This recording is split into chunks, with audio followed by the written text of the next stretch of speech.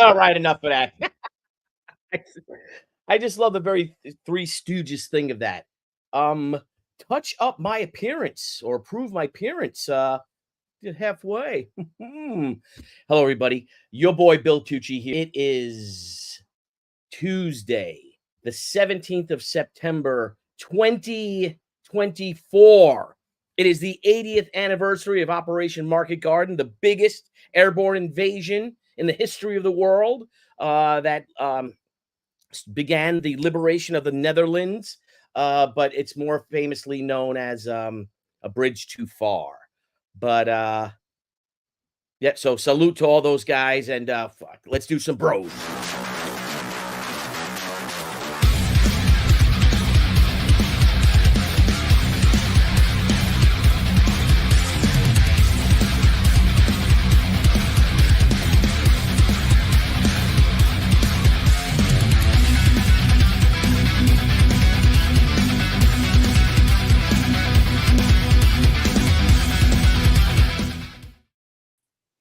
What's up, bros? I had no idea.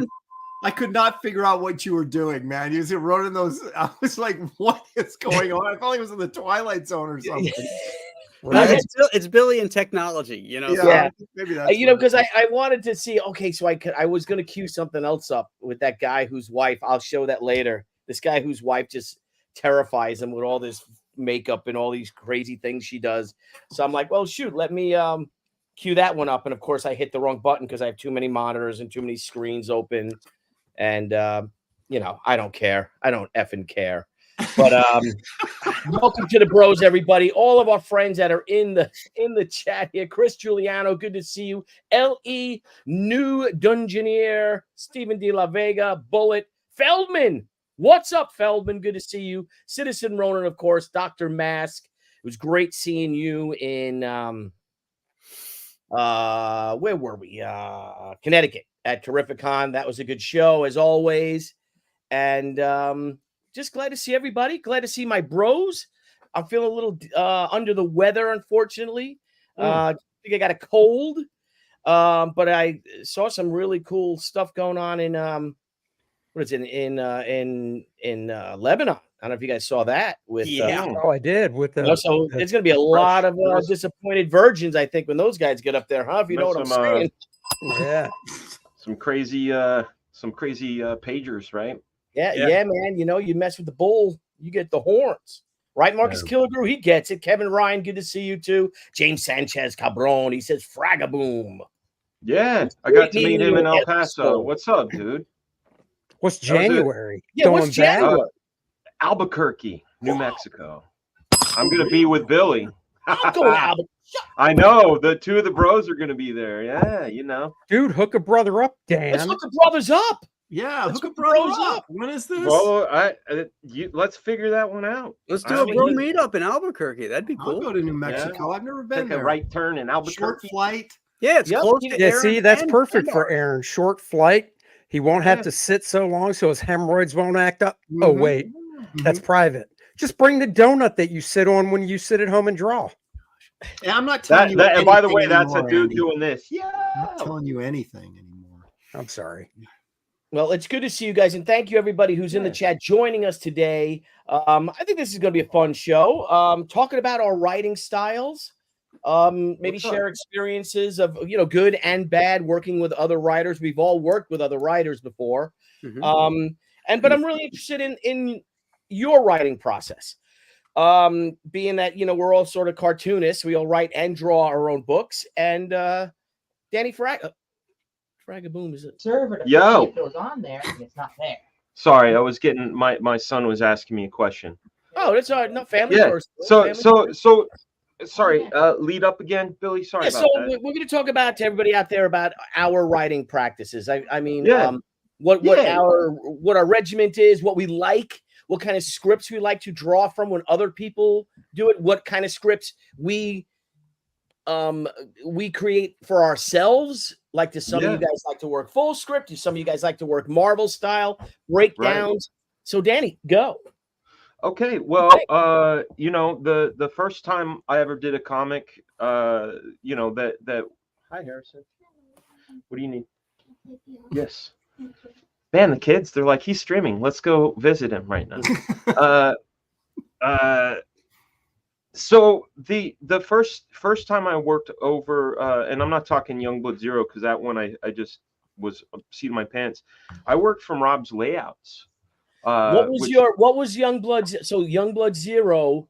that was my You first drew book. that. You literally had breakdowns. So you just drew over Rob's. Youngblood Zero was I had gotten to Extreme Studios, and the project they originally had me slated on went away.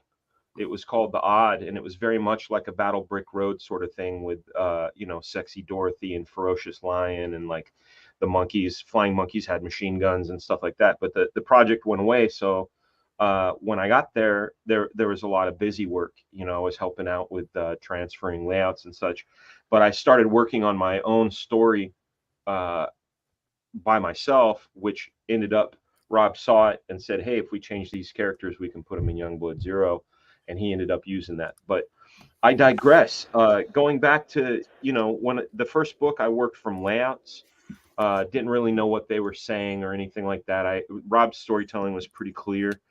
Then when I worked on Kid Supreme, it was the first time I had worked from a script, and it was kind of Marvel style, really, really open, and maybe 2 or 3 pages where it was our job to blow it out. So then you pace yourself. So they say this is going to be a 22-page story, say 24-page story, and here's your plot in 2 or 3 pages. Like 2 or 3 pages. Yeah, I mean that I like that to a certain degree. It has a lot more heavy lifting, as far as deciding what happens. What I don't like is when people get too prescriptive. I saw an Alan Moore script come over for Violator Badrock for Brian Denton, and like page 1 described panel 1. Okay, like very, very prescriptive, like down to where the paperclip on the desk is and where the light is. Yeah. And like, Alan Moore was very, very much like that. And no knock, like the one thing that I always find it convenient when guys are writers, and Tim Seeley and I, we didn't butt heads about this, but like when I came back to comics and started working on the He-Man and the Masters of the Multiverse, he was very prescriptive. Panel 1, I want this. Panel 2, I want this. Not so detailed, but a lot of the times it's very easy for a writer to just write words, and then we have to translate them. And sometimes the words work on a page and they don't. But going back, to my process has always been big to small. So I think about the theme of something, and then from the theme, I write a treatment. Then I break that treatment down into 3 acts, and then the next thing I do, and I'm going to share it with you. I actually talked with Andy about this. I was trying to find it, but it was something that I learned from John Byrne, of all people. If you want to share my screen, I sure will. This is classic, and this is really really good stuff. This is from X-Men 137, Death of Phoenix, and so it's let's go to fit to width so we can see it a little bit better. Boom. Let's go back. There we are. Fit to width. That's what she said. Yeah.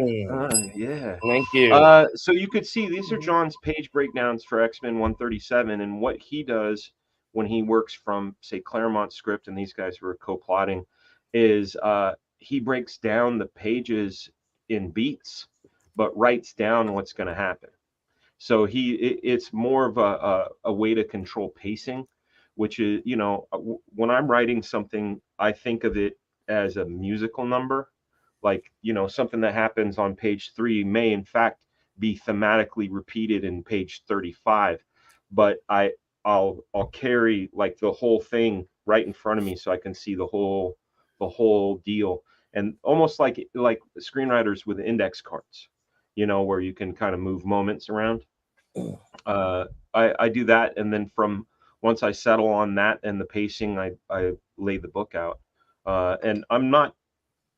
I work with Will Perdomo, who's going to be doing the dialogue and scripting on Black Flag, and I'm kind of one of those guys that I'm not really great with the dialogue. I'm good with the action and things that are happening and the underlying tones and people's thoughts, but scripting, the actual script, the dialogue is something that I would love to learn to do better. So that's some of my process. So do you do that for yourself, just like Byrne? He's for myself, and in fact, like I was talking. This is like sort of a sidebar, but kind of not. It was this idea that I had. I think I told it to Andy, and I might have mentioned it to you guys before, but like I was thinking about the times when Eisner had his studio, and Simon and Kirby, and when Eisner had his studio, he had like 5 or 6 guys, and they all had different names, and they were like 3 guys each to make the studio look bigger or whatever. But I was thinking about my time at Mattel and the way we would ideate something. We had a brain trust, right? We would meet with the client, which was Mattel proper. Let's say it was Monster High, and they would tell us, "Hey, we've got this new toy with translucent legs, or whatever. We want a ghost story." So the brain trust would go back. We'd sit in a room and we'd come up with like 4 or 5. It is Louis C.K.'s little brother, Baldini. So we would go and we'd ideate like 5 or 6 ideas. Then we'd go and propose those like elevator pitch style to Brand. Brand would break it down into the 3 best. From that, we would focus test, which I hate those. But what going back to the thing I'm talking about, it's something called Comic Factory, right? Imagine like a bunch of guys coming together with a creative idea. We all agree on an idea. This idea is great. And then we send it off to a writer, someone who actually writes comics, not just the concept ideates, but writes the thing. That thing goes to someone who's really good with layouts, breakdowns. Like Andy does incredible breakdowns. Liefeld does good breakdowns. He also does incredible breakdancing. Yeah, I've seen it pop a lot. Not as good as that Australian chick in the Olympics, though. That bitch got it going on. But I would then hand that writer's thing off to a very good storyteller. Now imagine that each of these things has a label, like a number, like brain trust is 1, writer is 2, breakdown artist is 3. You know what? Brain trust, writer, and artist may be the same person, but I'm just saying that this is like the stage. You can go from someone who does really great layouts to go to someone like Rob Willis. And Rob Willis, his biggest stumbling block is storytelling. He always gets gummed up when it comes to what and where. But that guy draws circles around most people I know. That guy can fucking draw.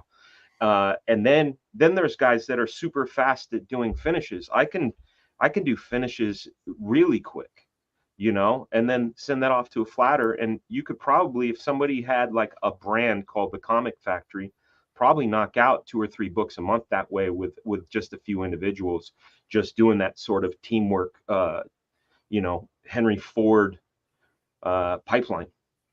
But anyhow, that's kind of what we did at Mattel. You know, it went from that writer, and the writer, we broke it down, bid it out to prospective studios, and then it was my job to creatively oversee the storytelling part of it, the visual storytelling aspect of it. And that's, you know, that's like what a supervisor does. You know? But anyway, I digress, man. I'm doing all the talking. Come on. Very interesting. Very interesting. Very interesting. Lopez, Aaron Hemingway. I guess you guys have noticed I didn't know I could do this. I could play with your names. Oh, yes. I did not know. Who is Arthur Conan? Who's Arthur Conan? Oh, I like that, by the way. Doyle. F. Scott Andy Smith. Is he a baldy? Doyle wrote Sherlock Holmes. Sherlock Holmes, dude. I'm surprised. F. I Scott wanted to write Andy F Smith you, is a lot Andy Smith. better than Doyle. just F. Andy Doyle. Smith. So thank you. It I was should going to be write just F you, Andy Andy Smith. Smith, Yeah, F you, Andy Smith. or Maya Angelou, Andy Smith.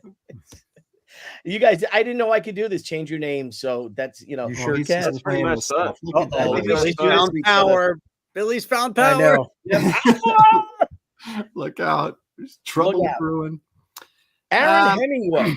All right. Well, I generally approach my scripts as screenplays. I was just actually doing an interview today on another person's channel. They asked me a similar question, and it's, I never wanted to write monthly books because I don't think in terms of that, of like stretching out a story arc forever.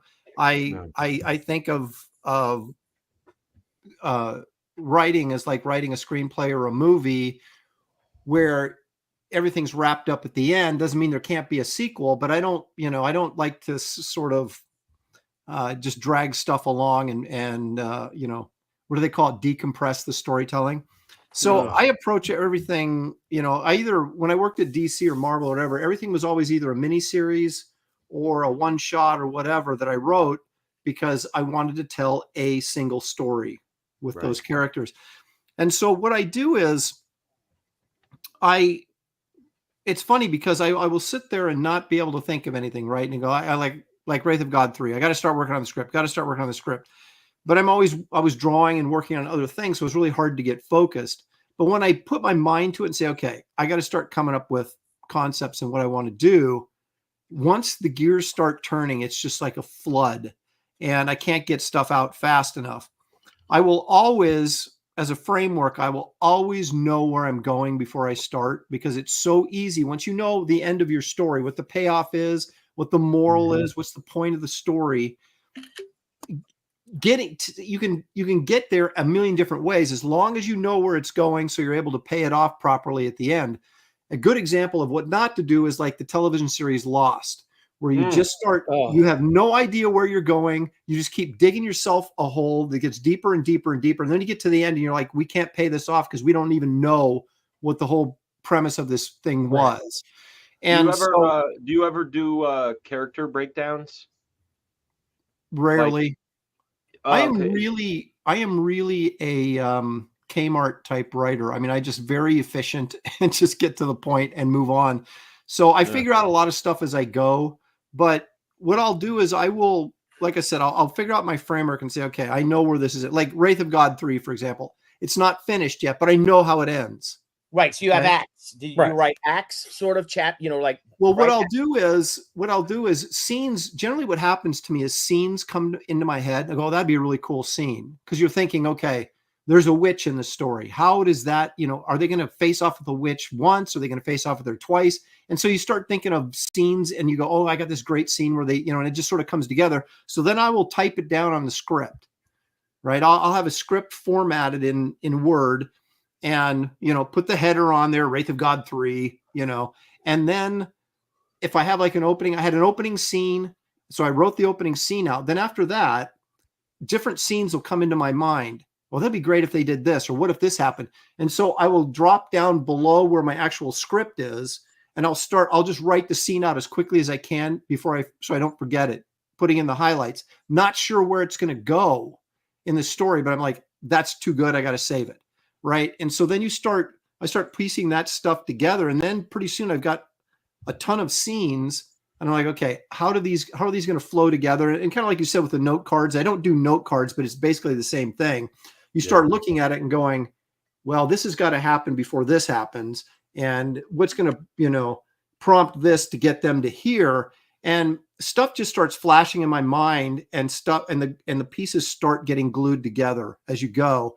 And so I will always leave these notes at the bottom of my script. So when I go back up to actually writing the pages out, and I do longhand, I do like screenplay format, the dialogue description, panel breakdown, the whole thing. I don't do Marvel style, except in fight scenes. I'll say, this is going to be a 5-page fight scene. I'll worry about it later. Yeah. And sometimes I'll just work those out when I actually get to the fight scene.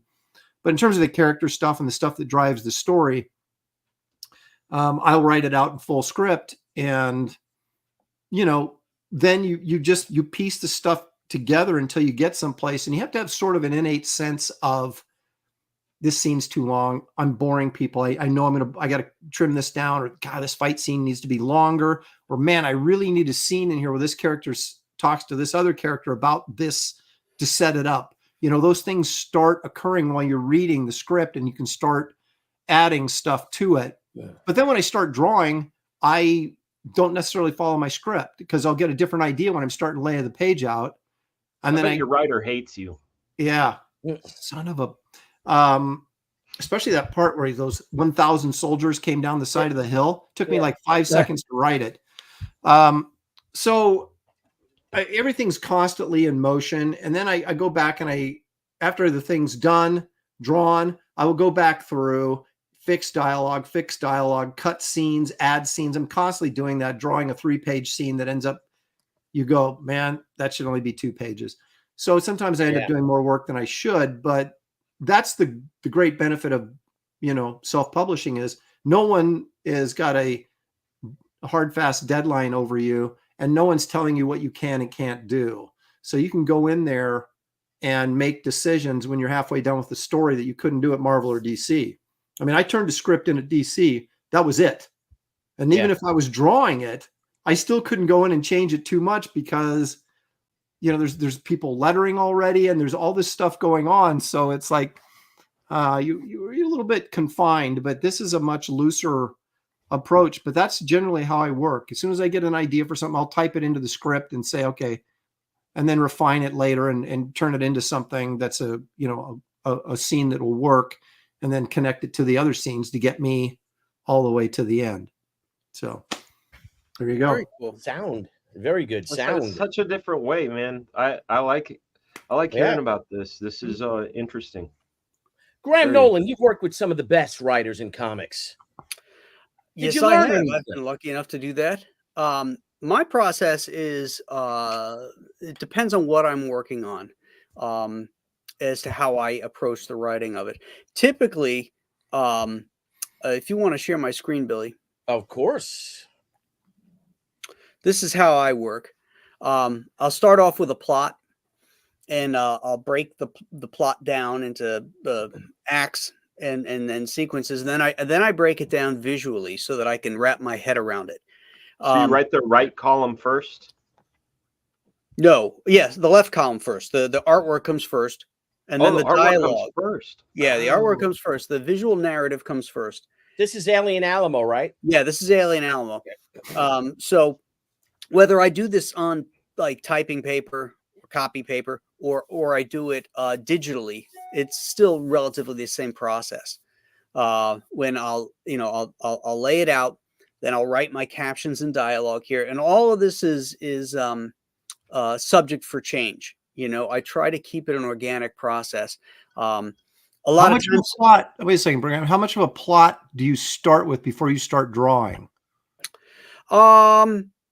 Well, this is the Escape from Monster Island plot right here, and it's hang on. I want to go big with it. That's I'm just going to count the pages. 1, 2. I like to see what it looks like. 4. Oh yeah. So it's like 4 pages of type stuff. Oh, spoilers! Stop it! Nah, you can't read it. There you go. I can't read it. And then I break it down to how many pages I think that'll take, and then I start breaking it down visually. Okay, gotcha. So once I get that, here we go. Okay, so this is it raw with my dialogue, and then this is the finished page. Timmy. Timmy. Isn't that Timmy? What's the matter, boy? James, Who's come stuck on, in the man. well? James. Oh. So you're writing your dialogue, you're drawing your pictures first, and then you're writing. So you're basically doing Marvel style with yourself. Pretty much. Okay. Yeah. I'm telling the story visually. I know I have an idea from the plot what is happening and how that will affect the dialogue. What I want to say. Sometimes I'll put the stuff down and it doesn't read right or something, but at least it's a guide for me, like here, the caption says, my father was a good man. Hell, he was a hero, a decorated Marine in the Pacific, but he was also a hard man. okay, I like that dialogue. I didn't have to change it. But there's sometimes where, you know, I'd say, yeah, oh, okay, caption, my dad's an asshole. And I know that I'm going to come back and refine that, you know, but like if I get stuck on it, I'll just get the basic idea of what I want him to say. And then I'll work on the nuance of a better way to say it, you know. So that's the question I wanted to ask you, because I have sort of a similar thing happen when I do my scenes, but it's like not eloquent and you know, story beat related, but I'm not good with the words. Like, do you run this by anybody? No, First? dialogue is one of my strengths. Okay. How did you learn that? Where did you like get the I don't know. Maybe from watching movies that I was attracted to because of the dialogue. I memorized dialogue from movies that I love. I analyzed it, why that affected me, how they phrase things. Right. You know, one of the examples I love to use is in the movie Ride Lonesome, the Bud Bedecker film. We're introduced to these two characters, these two cowboys, and they meet each other for the first time, and we realize that they know each other. But we don't know anything about them. And the one guy says, you're a long way from home. And he says, I could say the same thing about you. And his reply is, yeah, but I can go back. And so with that one piece of dialogue, not only do we find out a little bit about these characters, you know, that's the kind of stuff that resonates with me. You know, so instead of saying something bluntly like, I see you haven't been home in 20 years because of that time you robbed the bank. You know, right. That's the way I write. That's the way I write, Graham. Right. You know, that's sort of ham-handed, but you know, what these guys, what good dialogue guys do is they figure out a way to say it without actually saying it, and it becomes more interesting. That is a craft in itself, man. Oh, definitely. Yeah. Definitely. I always read my dialogue out loud to myself. Oh, I do too. Act it out to make sure it doesn't sound, you know, all my people sound like rappers though. They're like, yo man, get the fuck out of here.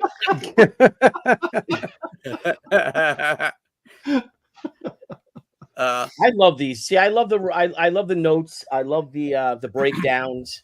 Maybe we should have called it break. I do very involved breakdowns myself and stuff.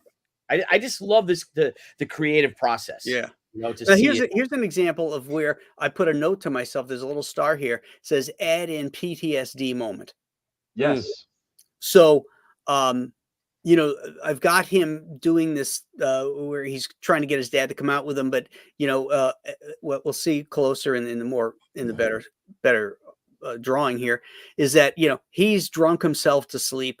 He's got empty beer cans here. He's having sweaty nightmares.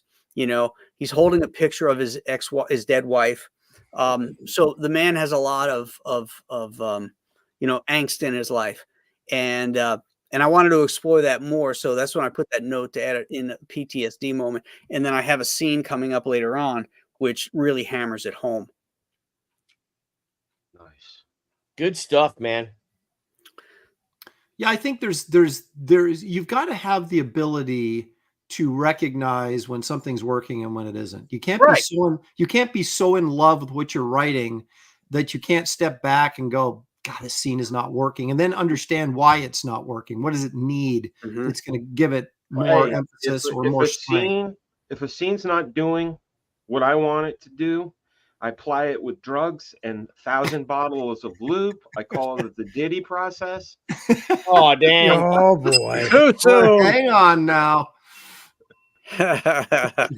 Yeah. So, I mean, primarily this is how I work. This is how I work on Escape from Monster Island right now. You know, when I'm writing for other people, then it's not necessarily the same way. You know, like when I wrote The Girls of Dimension 13 for Brett Blevins to draw, I did that as a full script.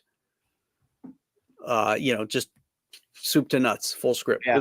Is it because you knew the artist you were working with, or you didn't know the artist you were? I did know because I chose him.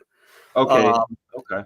And I could have done Marvel style with Brett because he's so talented. He's so good. He's done Marvel style before. Yeah.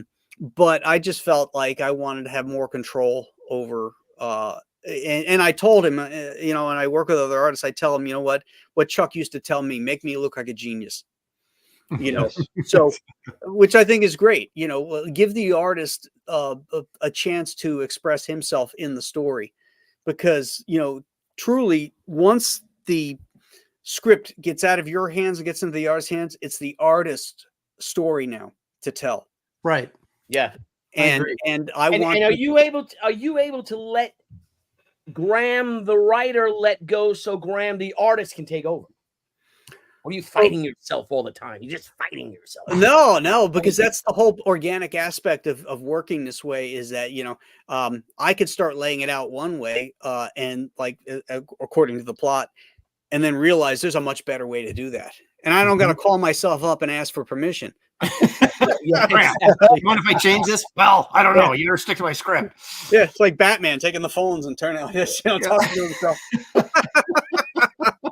That's great. That's great, Graham. Well, it's interesting. Just I want to, if I may, just of interject course, real quick into what the Graham floor was is talking yours. about. I've got David Williams working on one of my scripts. He's a hack. Huh? He's a hack. Yeah. And he Saw was so Jim funny Duggan fan.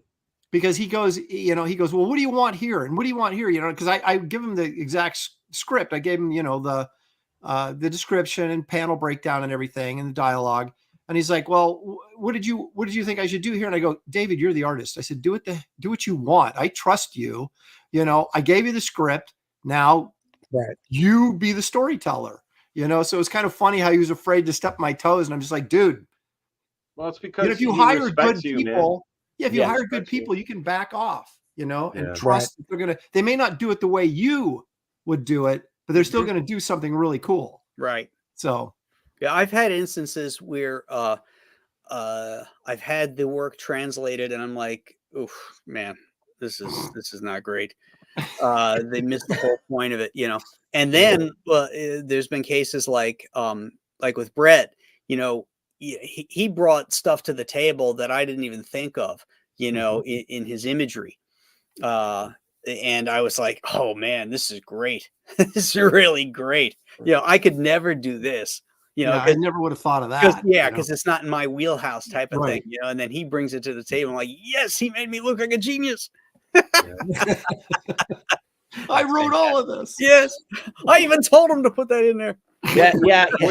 when you guys write, sorry not to sidebar you, Andy, just when you No, guys go write, ahead. are you thinking, like I think in sequences and pictures, like Same here. everything pictures first, you know, and a lot of it is gut, like just a feeling, you know. Just wanted to see how many of you guys were thinking. I think in a dialogue first, because I'll think of like a couple lines that, oh, that's really cool. Now, Yeah. then the picture sort of forms around the lines sometimes. Yeah. So, Yep. I'll be back. yeah. Now, how can I use that? It's free. It's free. Very good, buddy. Very good. Maya Andy Lou, and I have to give that to Ellie, new Dungeoneer. Oh, you did change it to that. I saw that in the chat. Oh my gosh, he's just playing with stuff now. Billy has too much I found a new information. toy, like the sound effects I had. I wonder if they're still there. But and we do another question we had by Patrick Daniel. Just curious, is there going to be a Q&A session afterwards? And yeah, absolutely. I'd love for the fans to Super chat him. Yeah, there you go. Yeah, really. Yeah, super That's chat. right. And speaking of super chats, we do have some super chats. So let's take care of jump them. in there so quickly. We appreciate this so much from you guys. Stealth X5, hello. Well, hello there. Best name I could think of for $10. Thank you for that $10 super chat. That's a good cigar. $2 one. Hail bros. When you write in script format, and Andy, you can answer this first since it's your turn. Sure. Do you break it down to panels at that point, or do you figure that out at a later stage? Well, I mean, when I write for myself, one, I'm kind of like Aaron in a way where I like to know the ending so I know what I'm writing towards. And I do more for myself of a Marvel method. So it'll just be like, page 5 and then just sentences of, what's happening on the page. Just looking at something from a while ago. It's like page 6, later at night at Luke's house, comma, Luke in room reading, comma, bright light from the window, comma, wide-eyed look on Luke's face, comma, black panel. And that's page 6. Now, I mean, it really is. That's a simple page, but, it's for me. So I don't see a sense in going panel 1, blah, blah, blah, blah, blah, and dialogue, panel 2. I like doing the dialogue afterwards. If there's something specific that comes to mind for the specific page you're seeing, I'll make a note of it, type it out so I don't forget it later, of course. But I mean, it's pretty basic. I mean, I haven't written a lot of stuff anyhow, because, with First Man, I would talk to my buddy Rob, who I worked on it with. And it was basically, we would talk on the phone about where the story was going and such. And then after like an hour or so on the phone, I'd be like, sweet, type it up and get it to me. Thanks, buddy. And I mean, that's kind of how Core Draft started as well, but when I do, the few times I've written some stuff for myself, it's like Marvel method, pretty much. Like I said, I have to know the ending. So kind of like Aaron said, I need to know what I'm working towards.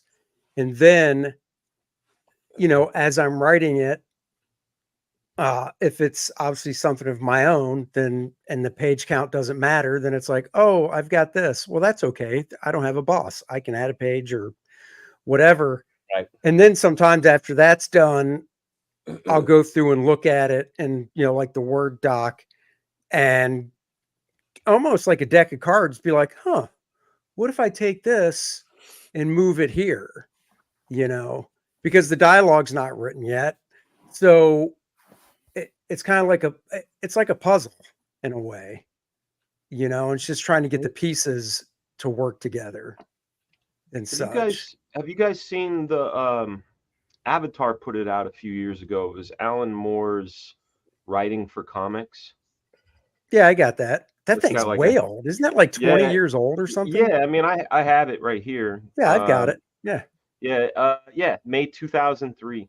Wow. Did you read it?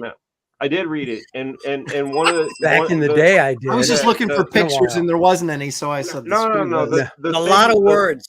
The thing that I really liked about it that I brought to my writing later on, not the stuff I was doing in the 90s, but the stuff I do now, is the idea of a theme. And like, for example, Alan Moore used in Swamp Thing, the theme was menstruation, right? Like the idea of menstruation, but not on the page at all did you ever see it, but thematically there were things to reinforce those things. So along with knowing my end, I also have like a grand theme of things, like, right, or a moral or something. Yeah, well, it's sort of like for example, for Black Flag Pineapple Perception, the theme that people may not recognize is that the earth belongs to the devil.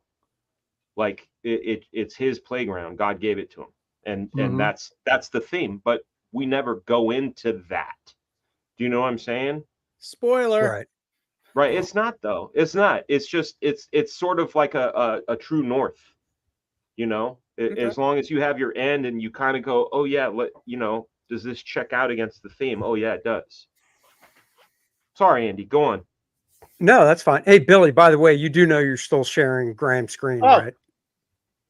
I must have just accidentally hit. I mean, I don't have a screen to share. I'm just saying. Here, I'll share that. I don't mind looking at it. I'll share the Alan What are you Moore saying, book while Andy? you're talking. Actually, it's funny. The page you had where he was lying, where the dad was lying on the bed, sleeping and having the sweats. Yeah. I was looking at it, and dialogue was coming into my head for a different story for that page.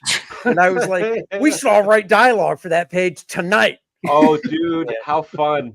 Just How stream of fun. conscience. We all write our own dialogue for it, and then at the end of the show, we all read it out. Oh, Panel 1. This is dude, what I have. that Panel sounds 2. so fun. That It's would like be when fun. like an inker does a piece, like when they had Jim Lee and they had like 10 Yeah. inkers on him, you know.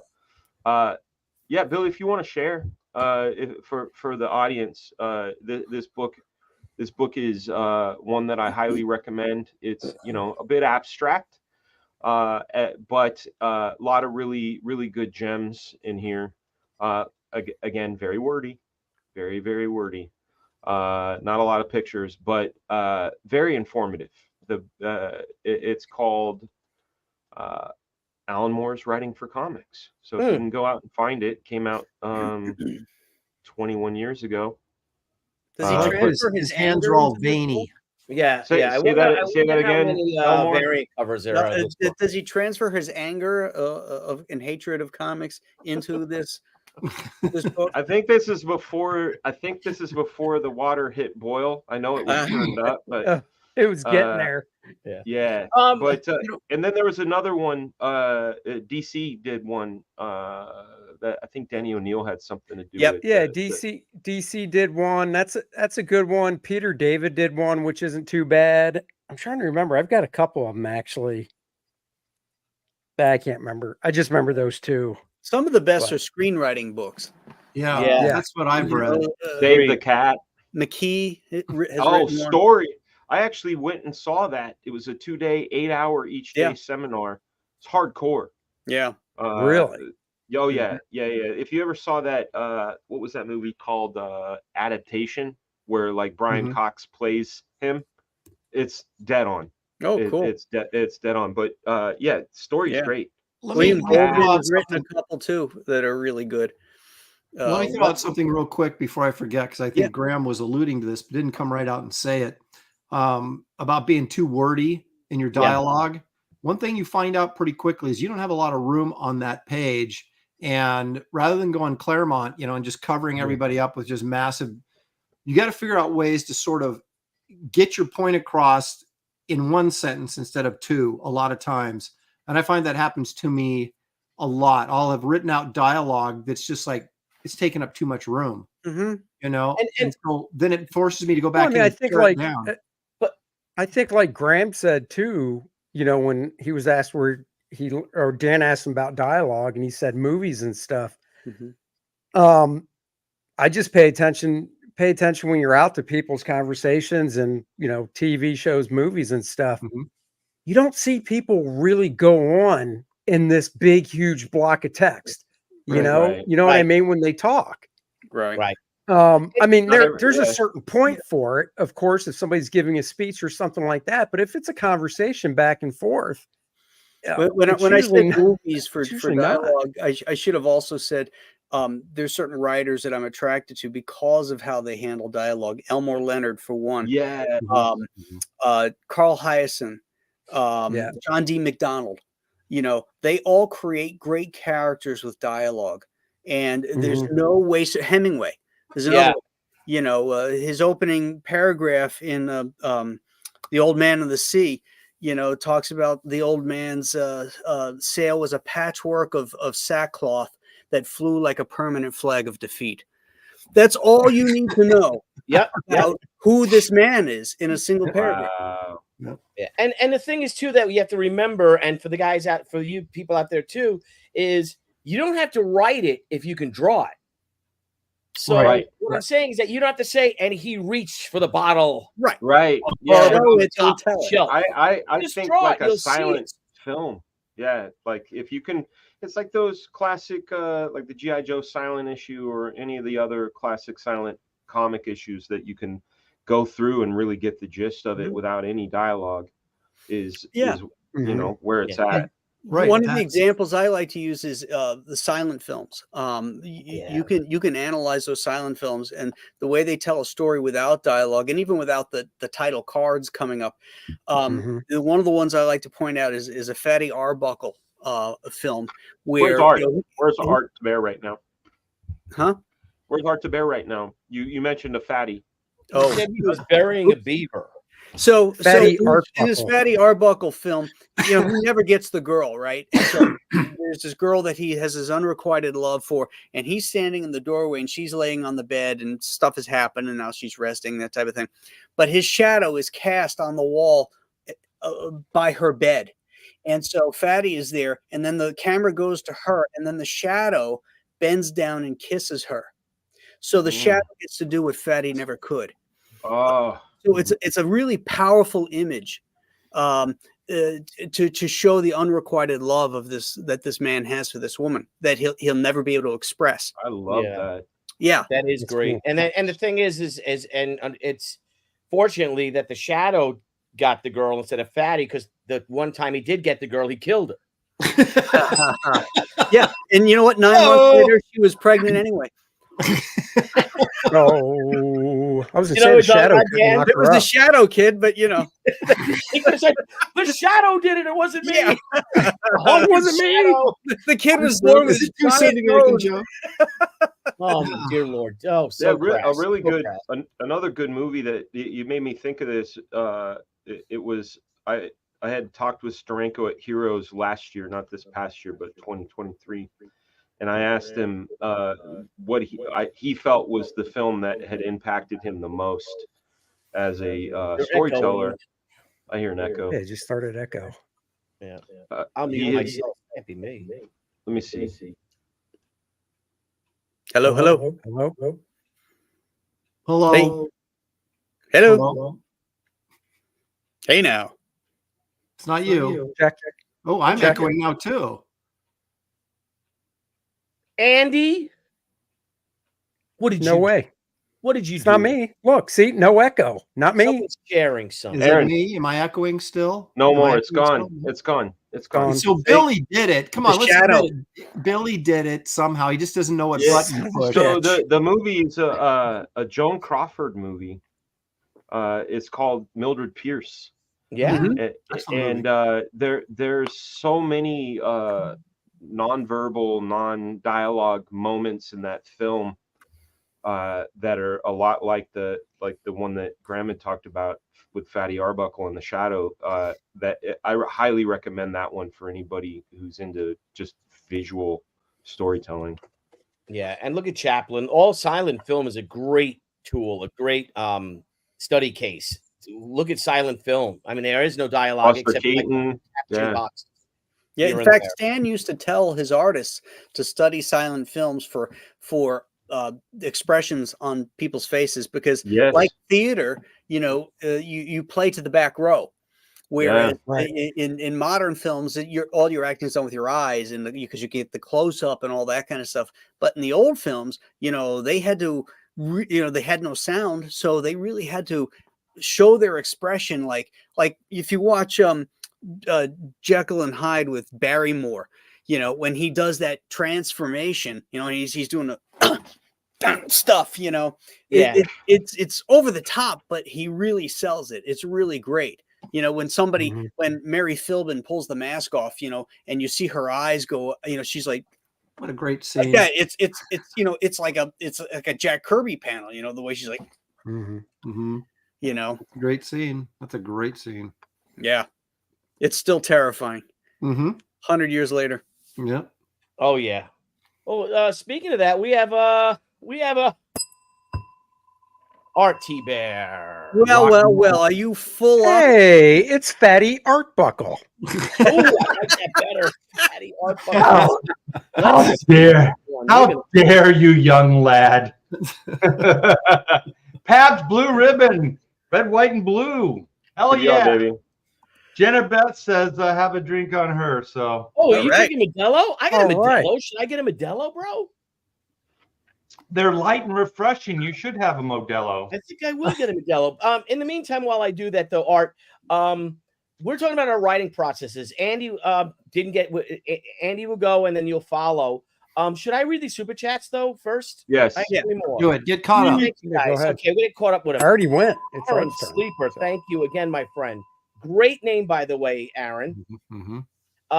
By the way, a good example is how Benitez, that's an inside joke, it's Benitez, I know, has done his Lady Mechanica series, 4 to 6 issue miniseries couple of months break, and then a series anew. Yeah. So there you go for your Joe's gift great. of God. Joe is great. And then another $5 super chat from Drew G. Wow, where do I pay for this All-Star Panels teaching? This is a video I'll come back to a lot. Thank you, guys. I'm He curious just about did. layouts. I'll give you my Zelle, and you can just shoot No, but whatever he you just feel did. necessary. Thank you, Drew G. Yeah, No, we're gonna that's get just into a down that. payment. I think the thing Yeah. with layouts we've been covering. I know it's a little bit behind, but and the angles too, as Graham was saying, as Fraga Boom was saying about silent film, all those great angles. I mean, shit, you could just look at Citizen Kane, right? I mean, Yeah. look at I'll that. tell Look you at though- Steranko's book, right? The Steranko book about comic book storytelling, whatever. He's got a lot of really good ones. I'll Great tell you though, having worked in both comics and film, comics are a lot harder. They are. Well, you got to draw it. I'm going to say No, Patrick not that Daniels till later. But Yeah, Andy, can you enlighten us, my friend? I know, like you were saying, you work with people.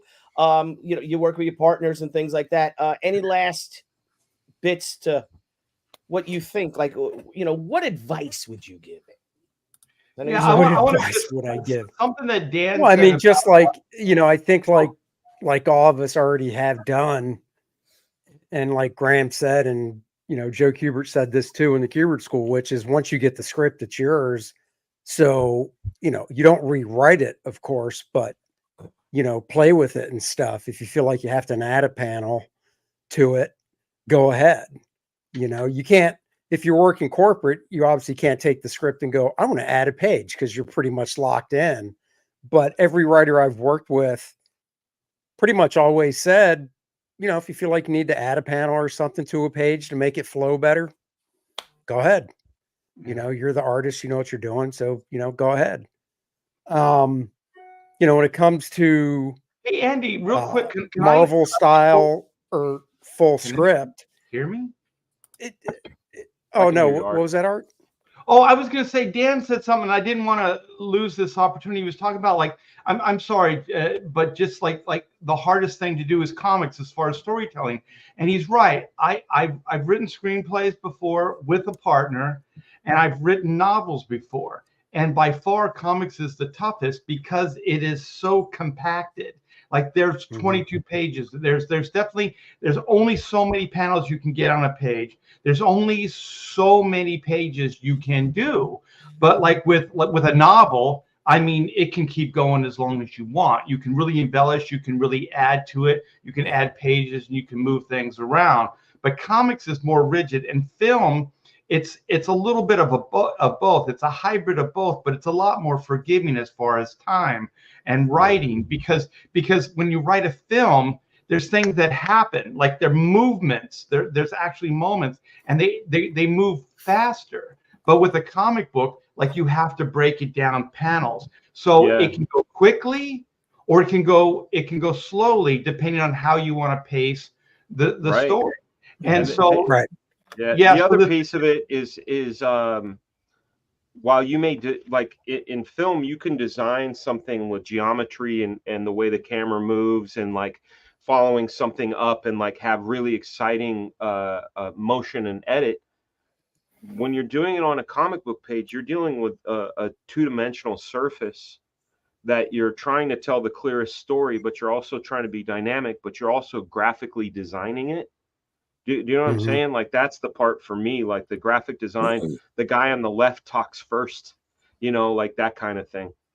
And also, like something in film, like what you described, could be a second in film, but it could be 6 panels in a comic book. You know what I mean? Right. That's real estate. That's time. And so you're constantly deciding what is the most effective to get the point across. I don't know if you guys have covered any of this ground, but I find, like, comic book storytelling the most challenging, because it is the most, like, the real estate just isn't there. You just don't have the time. So you got to kind of get into situations fast. You got to make the point quick, and you got to get out quick. So, like, film, especially novel writing, it's a little bit different. It's more forgiving. So I'm sorry, Ed. The grace that we get, the grace that we get as comic book artists, as sequence designers, and I tell people this often, is that we have the benefit of the reader, and I always use this example. You see a set of 2 feet standing at the edge of a building, and then you see a guy falling. You never see an actual illustration of the person jumping or leaping, but that invisible thing, that reader did that for you. Yeah, you know what I'm saying. So there's an art to that as well. Yeah. Well, the time. Well, yeah, I think your gutters in between your panels is your clock. Yeah. Right. And that's what I was going to say is, or it could go an hour, or it could go a day, or it could go a year. well, and you could take what Dan said, and that was 2 panels, right? You've got the feet, and then you've got the falling, or you could break it into 3 or 9. Yeah, you know, and just the play with the sweating, pacing, a bird flying by. Right, exactly. All these little moments, one foot stepping into the air. Right. Yeah. That's what that just adds tension. Like doing it with just 2 panels, there's not really any tension to it. It's just like, oh, yep, okay. It's not. It's almost like, this isn't that important to the story, but it's got to be in there. I'll do it this way. But if you really want to show importance to it and build tension and stuff, that's where you add the panels, and of course that slows it down as well. Aaron has a visual, but you're muted, Aaron. He does. You're muted. You're muted. Aaron, turn your mic on. Sorry, Aaron, my dog was barking. how to use a computer one day. Okay. See that match? Yes. Yeah.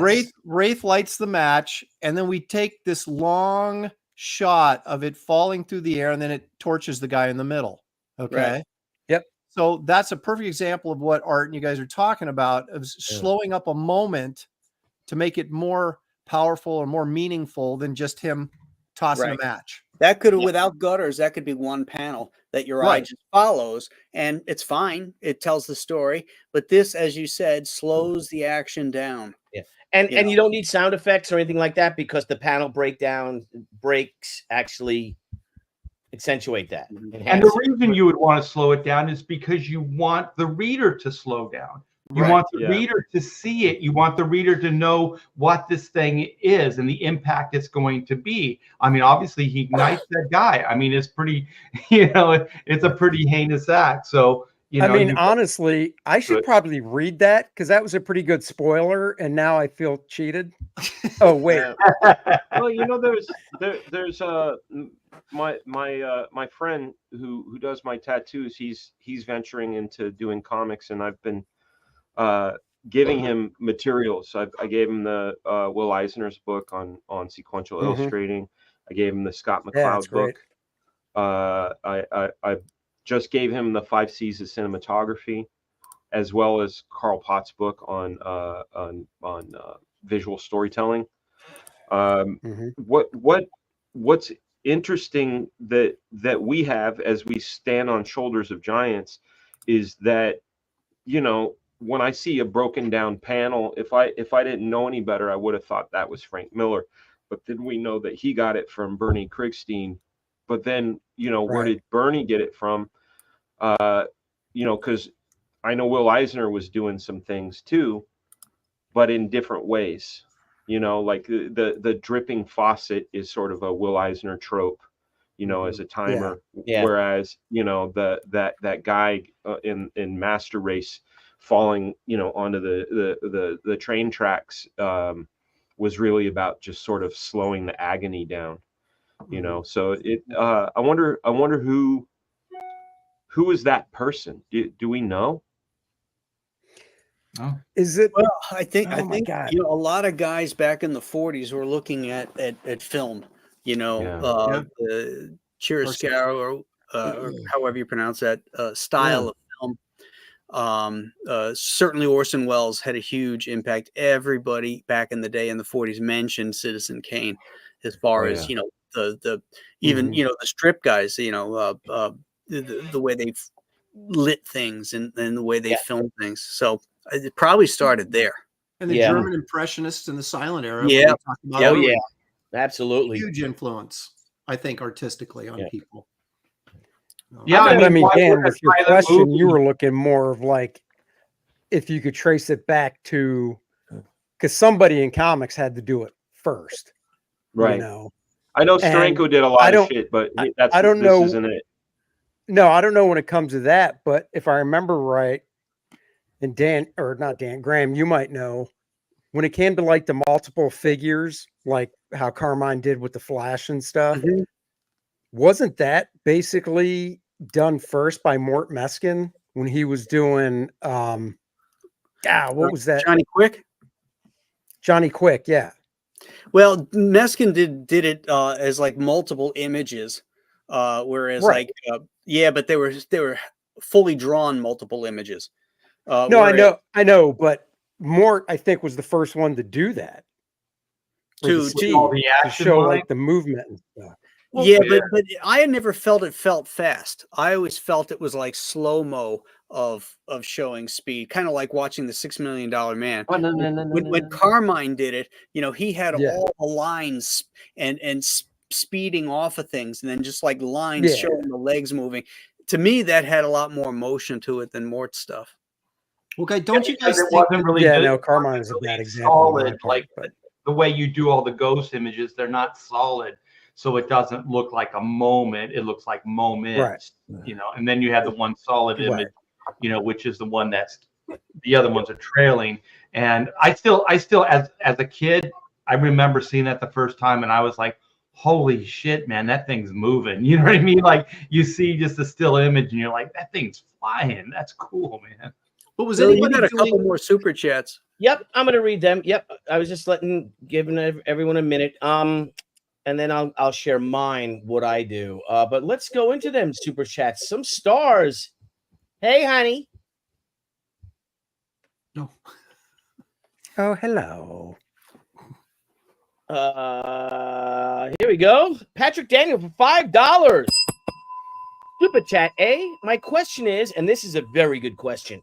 When you got 70% of the script done, but there's that one scene you just can't get finished, what do you do? You finish the script 100%, and then you go back to that scene and rewrite it. Yeah, Yes, even if you think it's crap, finish the scene because Yeah. it'll give you something to look at and say, and then you can identify why it's not working easier and make changes. But if you don't ever write it because you go, this sucks, this sucks, Yeah. this sucks, then you Yeah. don't have anything to improve. Yeah. Yeah, the thing is, when you're Right. writing stuff, you have to realize and forgive yourself. It is a process, man. It is a process. very you're laborious. writing It's down, very you're laborious. You're I writing think it down. You're throwing it. the answer, I think, is within the Robert McKee, the thing that Graham had brought up earlier, Robert McKee's story, which is does the scene do service to your plot? Like does the scene do service to your story? Does it move it?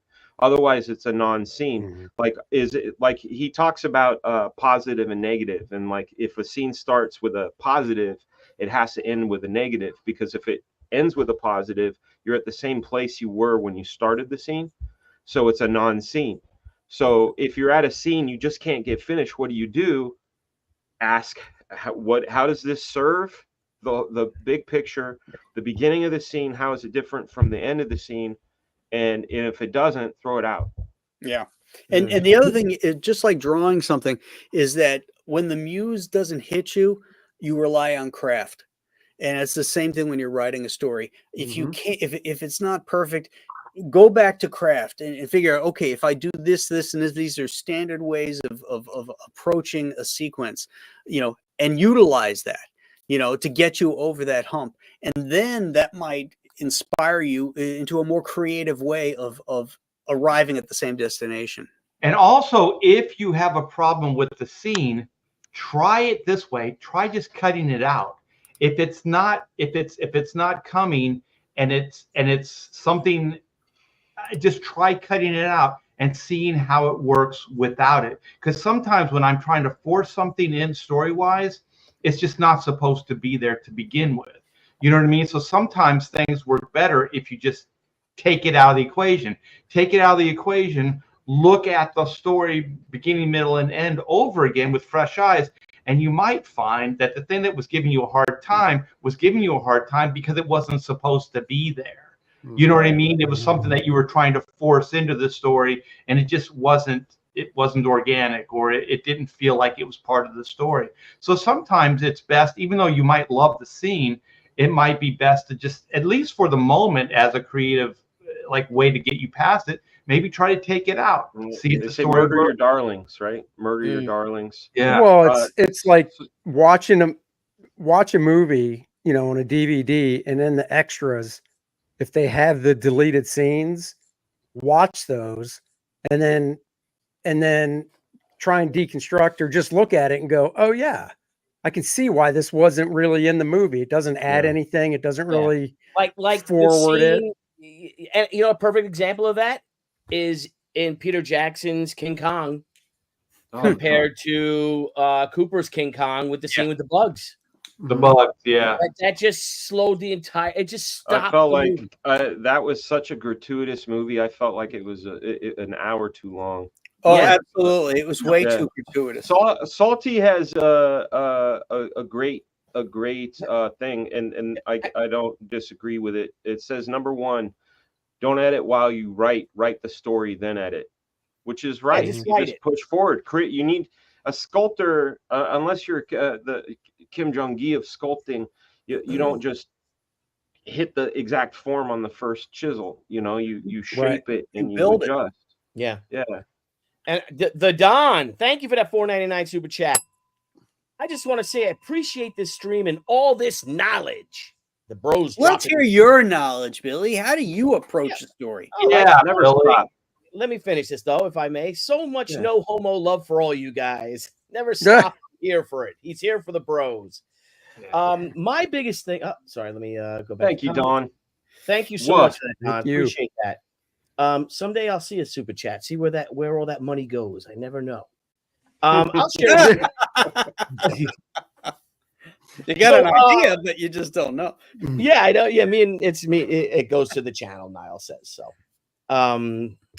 Anyway, what my thing is that Billy Tucci, the writer, does not trust Billy Tucci, the artist. Never has. Whoa. So I literally write full scripts. I do. Wow. From She Number One. I have my She Number One unpublished, and I could share that too. That even back in the day, you know what I'm saying? Fragaboom, the day. I do. You mean a long time ago? A long time and for ago. art, that means a very long time ago. This is way back, man. This is typing paper. You know, and then of course I do my like Graham was saying and stuff, and but I have to write I like to write full scripts, and I like to work. So I've been collaborating like on the new book, She Gatecrasher, by JC Vaughn, who's been my editor for the longest time. Good man. Just writing it, and we plot it together and stuff like that, because it's just it's a break. It makes things a lot easier for me. And I trust good writers. My friend Stephen Peros, who's a screenwriter in Hollywood, who wrote the She Sakura and She Haikyo. We get together. You guys know the whole deal. You get together, you plot it out, write a nice, 4, 5, 6 page plot of what happens. But I like to work. Now, this is a short story, and we're gonna cover that too. About you see this pretty complete. Oh, that's how I write them. Again, I don't. But I'm going through this. This is like a Kim Jong-gi thing. I'm like, it's all done and figured out. You're like, can you put a red outline on the lettering when you do it? Well, that's from Mindy. These are notes from Mindy, my letterer. So I get it. But is this draft one, or is this after like scribbles and notes and This is the final. This is the final. Oh, okay. But it pretty much starts like. But I write it full, but I don't edit it. You know what I mean? I just write it, and then I start to work.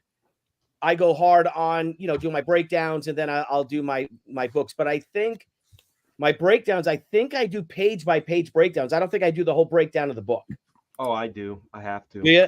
So another thing I do. So what I do. So say for a 48-page book, I like to go, and let me know if you guys do this. I work, as I was saying, in acts.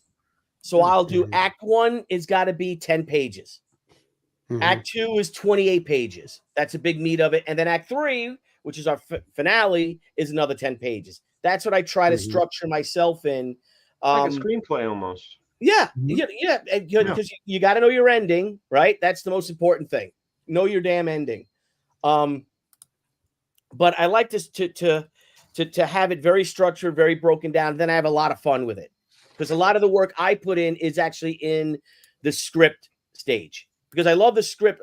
I love to write scripts, but I also love details, and it's just for me. And I don't know why I do this. And maybe Graham, you can help me and tell me why I do this subconsciously. But I just love doing things like, and maybe I'm procrastinating, but I'm like, listen, like I just started reading, like, holy shit, this is what I write. I'm like the Rocketeer because we all know who the Rocketeer is, right? I like to do my like the film scripts, screenplays do. When you introduce a character or something, it's in caps. Hope you guys write that for yourselves. I do. You know, he spins uncontrollably earthward towards the viewer on his tail, and with guns blazing, races one of Adolf Hitler's black nose FW Focke-Wulf FW 190 fighters. I just like doing stupid shit like that. But I like to go real detail, talking to, about things. And I guess that's a big part of the work for me because, when you're drawing, right, guys, you can kind of be like, oh, shit, fucking windows, Oh, geez, fire bricks in a fireplace. Great. Get all your stuff to do all your, your grids and everything to do your audiobook time, dude, and everything. But Yeah. I got a question to ask you that we've been really, and the reason why I brought this up is because I think we're one of them. We're not the first generation of comic book creators, right? What? We're not even quite the second generation. We're down the line, and we all got into this because we love comics. Yeah, we love them so much. Sometimes I want to think about that, right? We're gonna. Who do you start with? Hal Foster? Yeah, if you want to go to Foster, but I was thinking that's comic strips. I'm thinking I'm getting to comic books. But comic books are derivative of comic strips. Yes, but I'm wondering if you guys think, and this is what I think, is that we're putting so much time into this. We're really putting so much thought into our scripts, into our storytelling. We've mentioned the Marvel way. Do you guys kind of think that the reason why the Marvel way was created was because it's a business? It's not art. And they didn't care like we did. No. Well, I thought it was created. Right? If Jack, Jack, I here's thought, a plot. Jack goes with it and stands and writes dialogue at that, right? To get it done, we got to get it. Yeah, that's what I was gonna say. I thought it was created because in the beginning, Stan was the sole guy, and it was like, hey, Steve, blah, blah, blah, blah, blah. Okay, Jack, blah, blah, blah. Talk it out, go draw it. Same with like Gene Colan and stuff. That's why, that's how I thought it started, because of expediency. Yeah. Because Stan just didn't have the time to sit down and write it all out. And it could be for one guy, though. You know what I mean? Like the other guys had to probably do more heavy lifting because they had to read between the lines, or they had to figure out a story beyond whatever it was they were pitched to. Yeah, they were contributing a lot more than just, they were plotting these stories out and coming up with solutions to things. And then Stan would, he would add the dialogue to enhance the story or put it in a direction that he thought it should go in. I think I'm sorry. Go ahead. I was just going to finish up and just say that, but the reason it worked is because he had Jack Kirby and Steve Ditko and Gene Colan. Well, no, I'm Colan wasn't there yet, but in the very beginning, Don Heck, that could do that kind of stuff. Yeah, and the thing is, like all comic books early on, even when I got into the business, it wasn't as scrutinized. Like even an inker's job was more embellisher. Like the pencils were really like what would be considered breakdown sometimes now.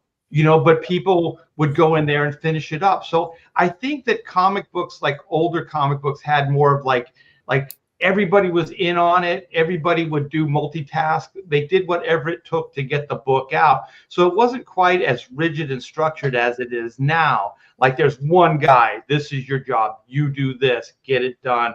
This is your job. So it's a lot more rigid, and there's a lot less crossover creatively than there used to be. And most of it is all just because of time, but also the editors trusted who they hired to do those things. Like, I don't think there's that level of trust that exists in the industry anymore. Well, I think two things. Sorry, Aaron. Number one, how many years between all of us now? We Was it came up with a number. 213? Was it something like that? How many? 213. We represent 213 years of comic books. It's a lot of wisdom. Yeah. So no, this is what I think about when I think about generations, because, you know, for lack of a better phrase, I'm going to use a cartoonist kayfabe term, jobbers, right? Like the idea of like they just go in there, knock it out, do the thing, and get it done. That was the 50s and 60s, right? And then along came the comic artist who was a fan, Yeah. right? And the way I think about it is there used to be a really good TV show on MTV called The Real World. And The Real World, the first season, actually the first 2 seasons, they were unaware of themselves. They just were filming this sort of social experiment of 7 people living in it, you know, and being filmed. But by the time the 3rd season came around, being on The Real World became a thing. So people started inventing like characters, you know, they started posturing and creating characters. And it's kind of similar now. You know, when you think about what made me trigger my thought, Art, was you had said, you know, it was kind of all hands on deck. The writer was doing this writing, the penciler was doing sort of breakdowns and whatever, but they all came in to get this book out the door because it was a piece of entertainment. Boom, let's go. But along the way, guys like John Byrne and George Perez and these guys became superstars. And then then you have the fans of those guys like the Liefelds and the Jim Lees and all that. Then you got guys, and I would put myself in the generation after, even though I liked Byrne and Miller and all those guys, I was still a fan of Rob and them. But I also was like very dialed in, especially early on, very super conscious of a style, very super conscious how my lines were treated, very like, you know, because your idea of what it was evolved, you know. Now only as an older person can I look back and go, man, that's all silly.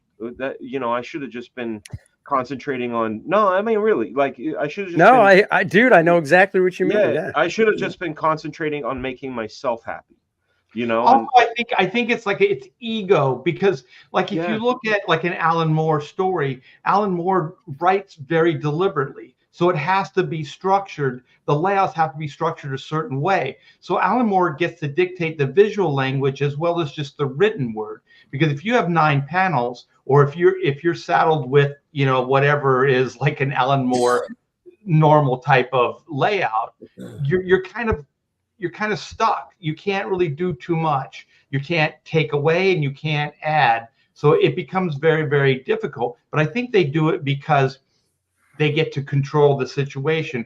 And I'm old enough to remember when pencilers just were trying to get the book done, and they trusted that the inker would finish it up in a good way, and the book would get out. But then like around like, you know, 90s, you know, well, or like late 80s, 89. It started becoming where pencilers were penciling tighter, and they were trying to dictate how the finished look would be. So I think it was more of a control thing, like, and then they were looking for specific guys to fit that look, and then they would get that, and then they would stay with that as long as they could. And they'd miss deadlines and yeah, exactly. Right. And that's when things would fly off the handle because they couldn't control it 100%. But for the most part, you know, they could work with the people they wanted to. I think Dan, you brought up an excellent point. You know, you can just say the exact same thing I was going to say, is that fans became creators, and that's when everything changed.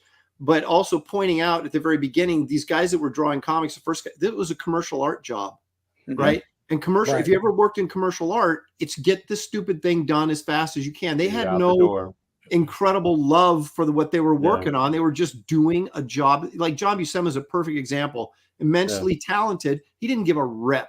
He was doing it because he had to do it to make ends meet. And it's so funny when you see guys that have that much talent and they don't give a rip about it. Then you've got royalties came into it. People started getting rich doing comics, and suddenly, and then the fans came in as artists, and then we care so much. We tried to turn it into fine art. Yes. And, you know, and Wizard helped. Yeah, Wizard help fan yeah, that Wizard was- flame.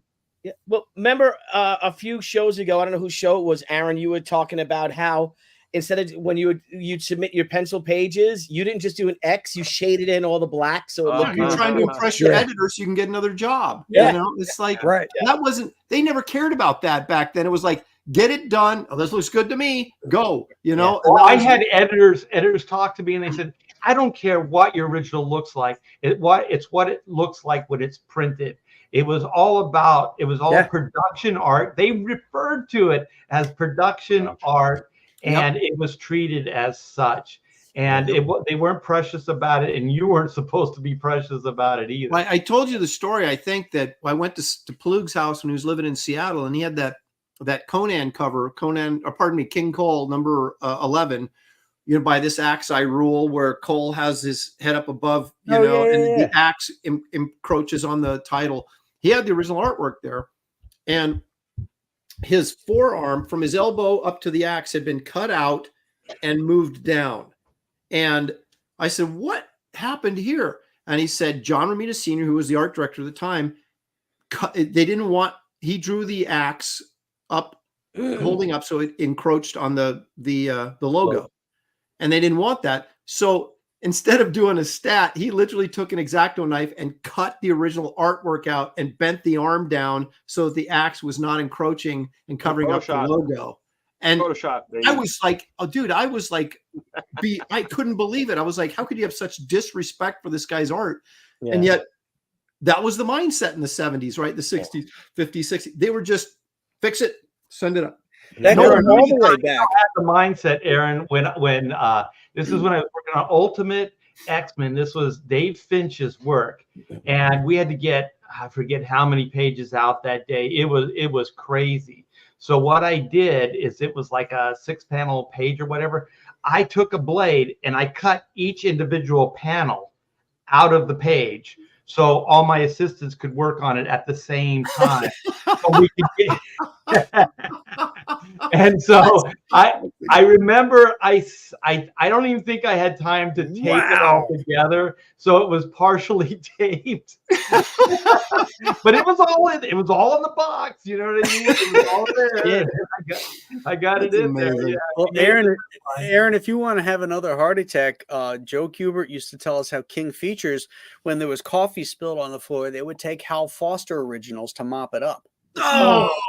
That, you know what?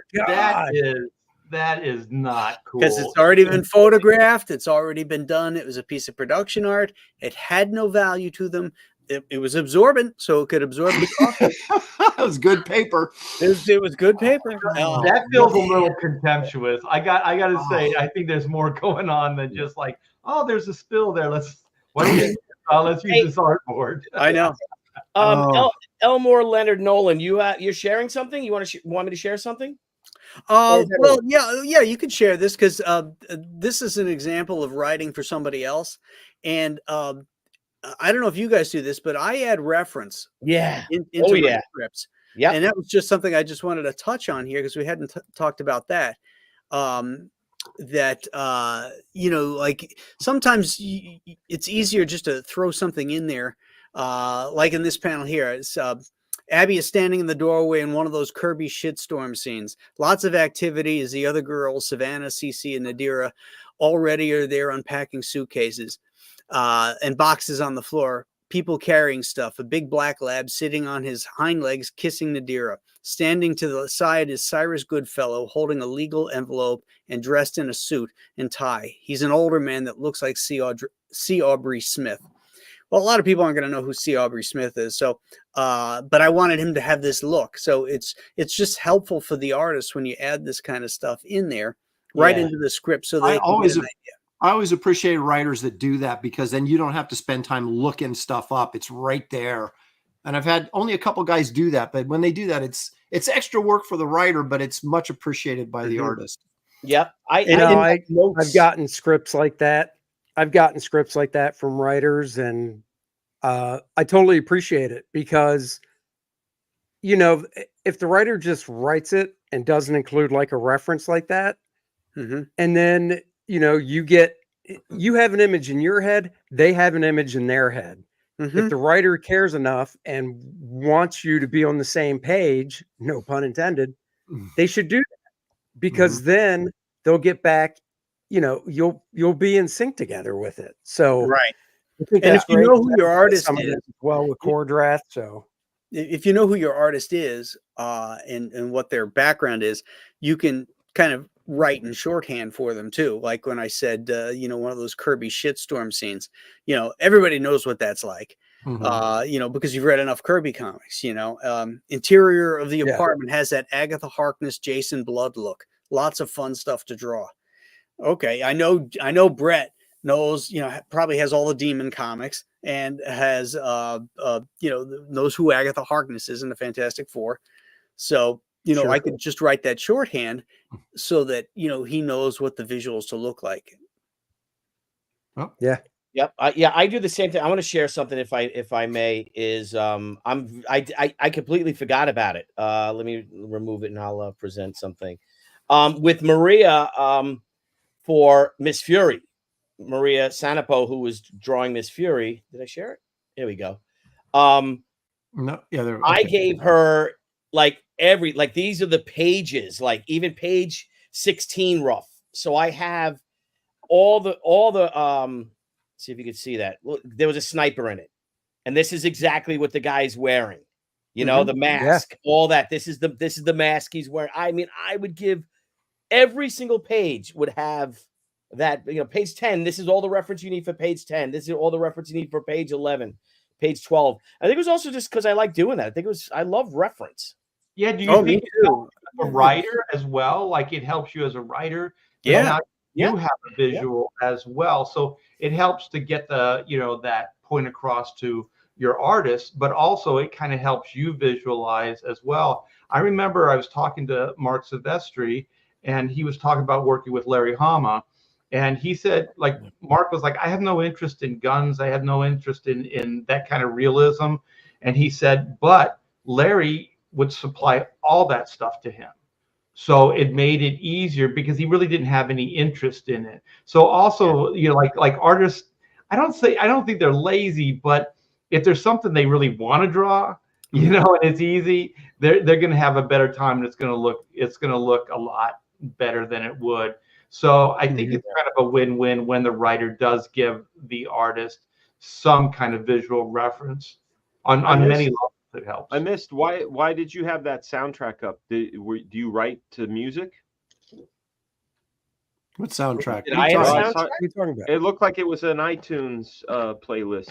Oh, maybe I do that. But. Yeah. No, it's when I used to go over to Michael Turner's place, and we would draw. We played GoldenEye and draw and stuff. And one of the things he would always do is he put soundtracks on. You know, the Titanic soundtrack, or like, you know, the greatest of whomever, but you know, the Rock. Bum, bum, bum, bum, bum, yeah, Rock is good. Yeah, I still draw and write to the Rock. That's what I'm talking about. Yeah. So music's a huge part of my day.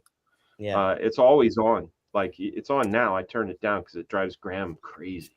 Hey, we got a great super chat. This is a very, very interesting. Thank you, Patrick Daniel, again. Boys, any thoughts on word balloon? Any thoughts on thought balloons versus narrative captions? Lots of thoughts. Lots. Me too. I got thoughts on it. Go ahead, Dan. Tell us your thoughts. I think he is. They're above his head in that little. You gotta read them. See that? I want to read them now.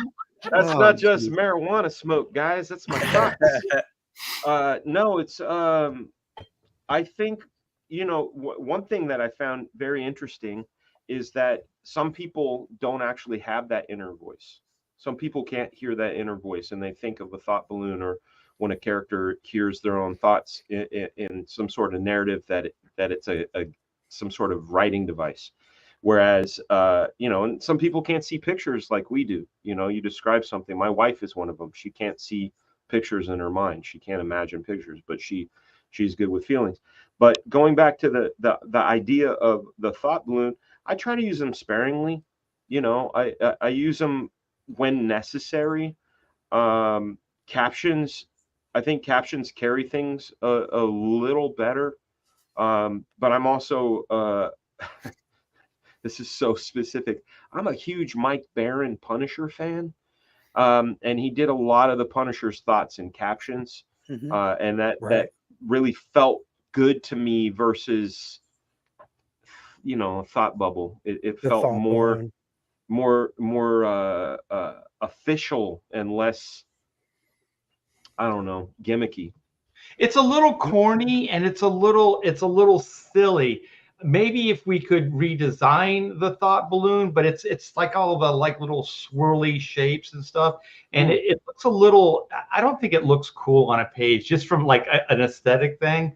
So I think like word balloons, they can't. You know, I never say never when I'm working. So if something works in that situation, it's tough though. Then I do it. But with word balloons, I'm pretty much set against the actual stereotypical thought balloon. But Let's go back to what you said earlier, though. A lot of times, depending, we're on a race for space, right? And let's say a guy really likes a girl and hopes a girl likes him, but the picture is, hey, excuse me, maybe you dropped this, and he's coming with in our drawing, he's very confident. But we need to communicate to the reader, like, don't fuck this up. Like, she's gonna the second you do your thing, she's not gonna like you. You know, it's hard to communicate that idea without opening up another scene. I think what you're saying is like there's a disconnect. Like a narrative, it's a box. There's a disconnect, but a balloon still has like.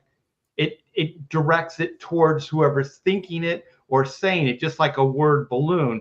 So I think it's more immediate, and it goes to that character, where a narrative, it could be a third person narrative. You know what I mean? It doesn't necessarily mean that it's that person's inner thoughts. So there is kind of a disconnect with the narrative. But if you set up your storytelling that way, I think you'll fall right into it. I think we're missing the point of what the word balloon is. I mean, it's the inner monologue of the character, and we all have that.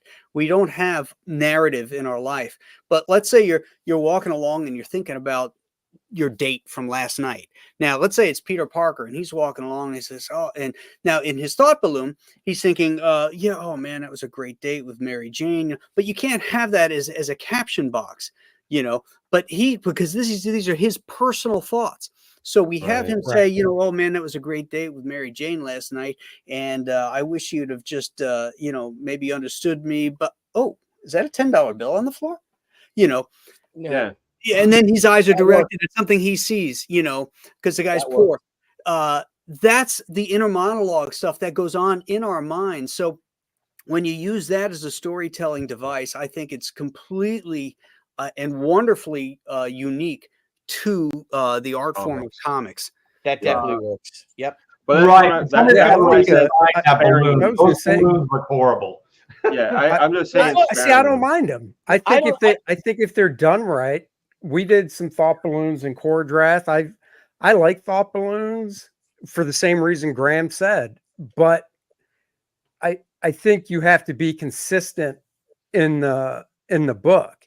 You know, if you're going to use narration captions, fine. If you're going to use thought balloons, fine, but don't be bouncing all over the place where Unless it's like, there's oh a wait, reason, though. There's no never. There are times when you can't do two of them, depending on what you're trying to say in your narrative. But you just have to separate what the inner monologue is and what the narration is. And that's what I mean. I never say never. When I'm working, I never say never, because you could be working on something and just go, this narrative box just isn't quite working. You know, there's a disconnect with the character. And then you all of a sudden you add, word balloon to it. It says the same thing, but it like just connects better. It just works better. And it's all about conveying a message. So I never say never, but most of the time I try to stay away from the balloon. I like Graham's take, because there's, when I write in my journal or when I do a stream and I talk to people, I'm conveying a specific message that is cutting out all the noise. But but during the day, you know, I do have that inner dialogue, and Oh, yeah. it's a separate thing, and I think they could exist. You know, if the Punisher is like using the Punisher, like, God damn it, Micro fucking forgot the da da da da da Punisher's log. Sometimes you got to make do with what you got. You know what I'm saying? It's like, Right. That's you know what I separating mean? his internal thought from Yes. from his log, his Yeah. diary. Right. Yeah. Right, Right. but the thing is, you can use a narrative box, not a narrative, a thought box, like an internal thought. You can put that in a box, or you can Could. use a word balloon. Like you can use either one. I think it's a stylistic thing, but some things do work more effective than others. I Yeah. don't use thought balloons at all anymore, and I'm not. I get that they're a unique way of storytelling to comics, but I'm so film oriented. We don't get thought balloons in movies, and you're able to convey certain You do in Blade feelings and Runner, stuff though. through acting. Huh? In Blade Runner, you do. You In a do certain a draft of Blade voiceover. Runner. Voiceover. Right, Yeah. but to me, that's a caption box. Yeah, That's to what I me, use voiceover caption is box is for, Yeah. is character Well, commentary to it take the depends, place. though. Some movies, like in the early 2000s, you will hear that person's inner dialogue. They'll be doing something. They'll go da da da. Trip. Yeah, but Fuck. like I hope no one one thing saw that. You know what I mean? And then Right. one thing that came to mind, though, for me is the scene in Duel where Dennis Weaver goes into the diner, and it's the only time in the entire movie we get inside his head, and I think that it destroys the whole scene. I was like, what the heck is going on here? And we have his voiceover, what he's talking about in his mind. And I know this is a comic book trope, you know, having the thought balloons and stuff. And maybe it was like, was it Frank Miller that quit using thought balloons? Was he the guy that sort of in the 80s moved away from that and a more cinematic Did he? approach? And I've always sort of Yeah, because looked at he never did really, maybe early on, but most of the stuff that I'm thinking of is like, Frank Miller, and he'll put the thoughts in a narrative box. Yeah, so I sort of I'm gonna adapted take that. this out and just see? verify. Take a look. Yeah. I'm just going Is to that what you're verify. This saying, is Rand? random. Again, it's the style of writing, because his thoughts are not necessarily internal thoughts. It's more narration thoughts that when he uses those boxes. Whereas when with Spider-Man, one of the aspects of Peter Parker is his internal monologue. Those are the things that made us fall in love with who Peter Parker is, because he was such a messed up, and he was always thinking about shit that was going on. Like while he's fighting Dr. Octopus, he's thinking about, did Aunt May make it to Florida with Mary Jane Watson's mother or whatever her name was. He's thinking about that stuff, and so that draws us in as readers into the internal life of the character more so than those boxes. But that's the style of story that you're telling when you tell a Spider-Man story. Right. Frank Miller is trying to do Mickey Spillane, but and that's exactly what he did. I'm gonna say that maybe you guys are remembering, not you, Graham. You're always right. But, No. That's not the Frank Miller. I wasn't going that far back. Graham is so right that he will keep making rights. Because but I won't go left. So he's saving this kid, and he's telling this guy, call the hospital, tell them prepare for emergency surgery. But then we get this whole business about sometimes I'm glad I'm blind. He's not telling that to that person. It's not a caption box. It's his thoughts. Yeah, but you can still put that in a thought box versus a balloon. You can still do the same thing, and that's what Frank has done in the past. And I think for a modern comic, word balloons, they don't aesthetically work that well for me personally. Thought balloon, but like thought boxes, whatever, Yeah. I enjoy the hell out of those. And also the reason I like him is sometimes, like what Frank would do, is it would be like there would be a rhythm to it. There would be like say a sentence, and then there would be like it would stop there, like ... and then there would be like a quick little wrap up in a smaller box. And also the way they would do it is he would word the boxes like exactly like this example. So your eye goes down the page. You know what I mean? So as you're reading it, it's almost like a scan, like a pan shot. So as you're reading it, you're panning the artwork. So Yeah, that's and that's this a good example of it. Yeah, this is mine from '95. This is a sheep story, you know, and we put the lettering on acetate on it. So you can get creative with it, with your thought balloons, if you will, your narrative balloons, and do different shapes and stuff. Not every thought balloon, if you guys want to use them, has to look like a 1960s romance, you know, comic Right. cover. I mean, they were like, "Oh, Bill." Patrick Daniel mentions sound effects. He says he likes them, but he tries not to use them. And is there a sound that needs to be heard to make the story better? I am a subscriber to the idea that comic books has a unique set of tools that aren't anywhere else. While we may not have motion, while we may not have a soundtrack or that sort of thing, we do get things like sound effects. We do get things that we can play around with. I say use them all. Like I think a good sound effects. Like look at the effect that sound effects have on John Workman on Simonson's Thor. Like imagine that without the sound effects. You know what I'm saying? Like so I'm like perhaps it depends on the project, you know, but this is comics. Like I say, use exaggeration, use fucking crazy. Well, there's a point, like I remember having a conversation similar with Mark Miller.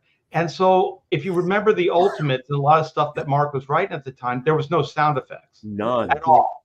And so I remember talking to him. I was like, well, why do you do that? And he didn't really, it was just a stylistic thing. It wasn't like a storytelling thing or anything or anything like that. It was just an aesthetic. And I said, so when I read your books, what I see is there's no sound. There's only dialogue. There's only people talking, but there's no cat meowing. There's no phone ringing. There's no car peeling out. There's none of this stuff. The window breaks and no one hears it. Like there's no sound other than people talking. And I said, that doesn't seem very realistic either. You know what I mean? So there's a way to he might be playing with the gap. Do you know what I mean? The thing I was talking about earlier with the gutter, how so much happens in the gutter. Maybe he's relying on the reader, like when you see the opening of Ultimates and the Cap and them going into the World War II business and the guns. I know, at least in my mind, what gunfire sounds like. Mm-hmm. So as a reader, I'm giving that to him. And believe me, I like sound effects. I prefer sound effects. But I can see what he he doing. Yeah, this is a great example of design incorporating. Look at that design, Graham. This is Graham. Fantastic. Yeah, I did. This is, you know, you don't need a sound effect for every little thing. Like we don't have to hear thunk as he's tackling her here, right? Or necessary, you know, where the cocaine hits him in the chest. But if you're judicious with your sound effects and you put something in like this, now this has impact. You're not seeing the gun go off, so the sound effect enhances the action. You know, his brain so matter goes back. And this hard silhouette, that's good shit. Yeah, you're not overusing it. So just like my problem with like thought balloons, if you use sound effects too much, it starts looking a little corny, you know. So you got to kind of pick what you want to emphasize. And in this page, it's a beautiful example of that. Yep. You know, that one gunshot is it was the kill shot. So that's the thing you emphasize. Shot that old hippie. Yeah. Right in the head. Wow, right in the head. Viscera and brain matter flying out. Excellent. Gray matter. Excellent example, Graham, of how sound effects it's a design element. It's a great storytelling and design element that really gets your point across. And there's no doubt what happened to this frigging guy at all. This page, it's beautiful, subtle overlap in panel 1 and 2. So good. Oh, thank you. Yeah, there's just the stuff coming out. I love it. Hey, Billy, can I share kind of like how I work? Let me share this. So I don't. Is this going to be on like a stone tablet? Is that what you're showing us? It's definitely a tablet. Here we go, Art Thibert. Let's do it, brother. All right. So the thing is, I can't write. I have dyslexia. I have some issues, and so it's very, very difficult for me to write something out. And so what I do is I really thumbnail everything out. So these are a lot bigger, or they appear bigger than they really are. It's like a half a sheet of 11 by or 8.5 by 11 sheet of drawing paper. And so I pretty much just block it all out with drawings. So it's kind of more of like I have the idea, the beginning, middle, end of the story. And so then usually I'll have scenes kind of all blocked out in my head. And so then what I'll do is I just sit down and I draw them. So my way of working is a lot more just kind of stream of consciousness. These are a little bit more like, this is probably my second draft of the layout. As you can see, I'll find some reference and I'll just kind of put it in there, just so I don't have to draw a lame ass motorcycle. It's not lame.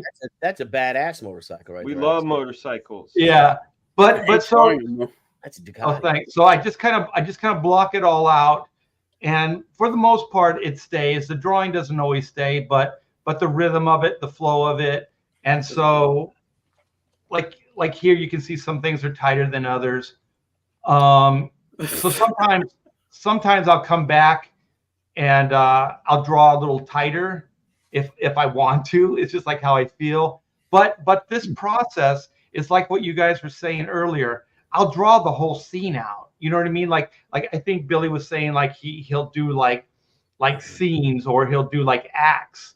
So that's what I do too. So like a natural break. So if it's a 5-page sequence, I kind of have in my head, when I draw it out, I'll draw it completely, like all 5 pages. And then I'll kind of hone that until it works for me. And then I'll move on to the next. But for me, it's a fairly quick process.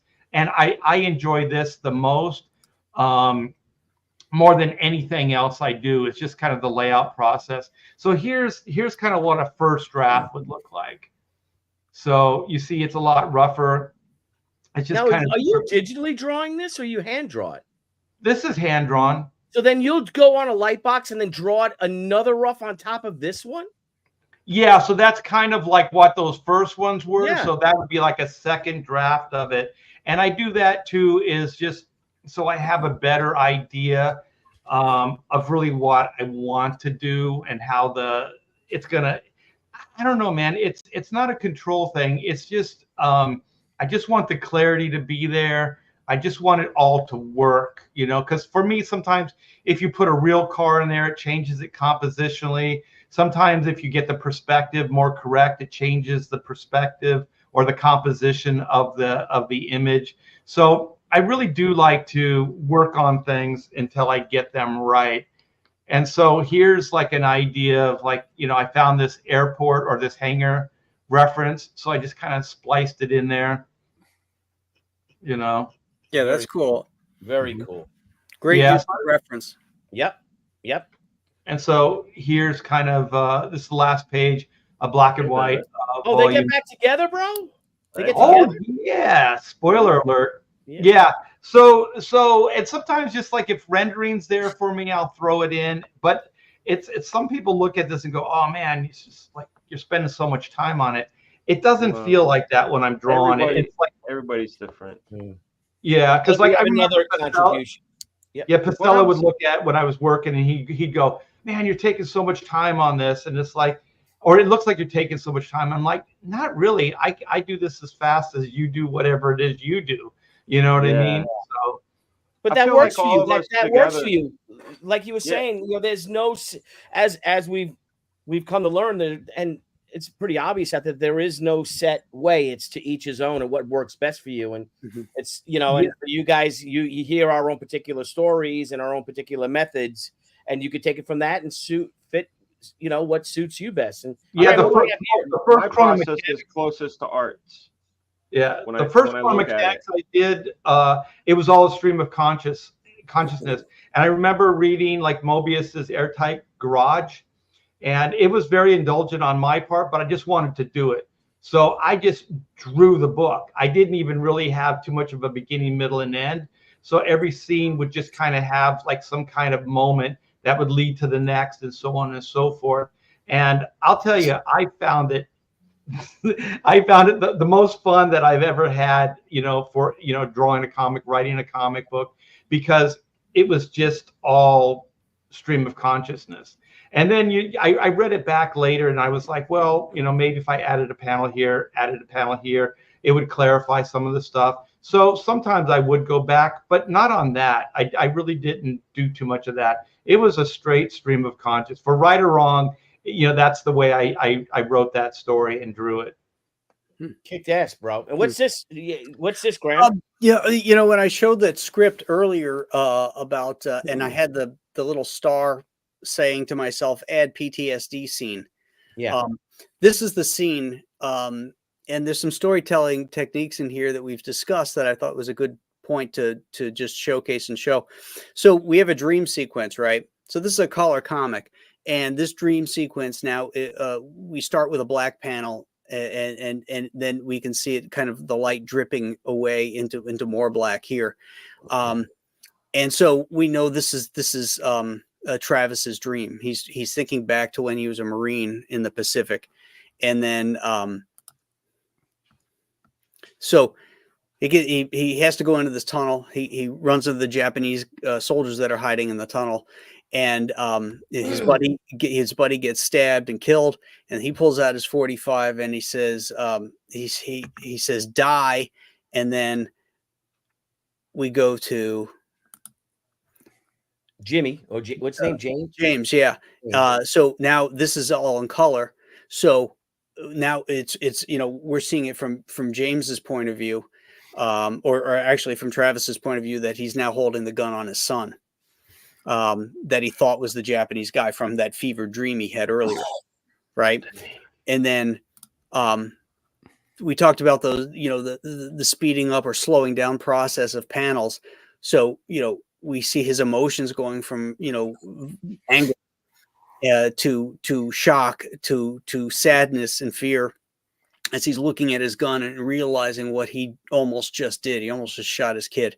So then he throws the gun away, and then he's hugging the kid and trying to apologize, and explain why he is the way he is. Yeah, very powerful. Great storytelling. Very great use of value. Great job. Thanks, guys. Very nice. Well, we are coming on, guys. On let me remove. We didn't do the Q&A, Billy. Oh yeah, let's do a little Q&A. Anyone let's open it up. I have a question. I'll start the Q&A. Editors. Oh, look, I got moved up. You guys, we're all married. My wife reads all of my scripts and stuff. I'll give it to her. I'll tell the story, but when it comes to before we go to press for a book, I'll let her read the script and see what she finds there. Then she'll go and look at the word balloons too, along with my editors. Do you guys ever show your wives your scripts or anything like that? Yeah, but she doesn't read them. So. Mine has no interest. Really? Yeah, I'm with Andy. Zero. My wife. What happens in this room right here is stays in this room. It's like Vegas. It doesn't matter. Like it, you know what I mean? Like everything that I do as a husband and a father happens upstairs. Everything else is. My wife, how we said with the scene, does it move the story forward? If it does, great. Keep whatever. Yeah. My wife's like, does this move my life forward in any way? No. She's like, well, then let's take it out of here. And I'm like, okay. It can though. It can. What moves your life forward, Andy, is a copy of Fantastic Four #5. That's what you need to tell her, and then you can give it to me. Yeah. Graham can only after I huff it on his thing chair. Yeah, exactly. But Billy, that's how Pamela and I work. So, like I said, like the dyslexia thing. So it's just not there. Like I can't really do it. It'd take me forever, and it would be all like coded. Like you'd have to have some kind of cipher.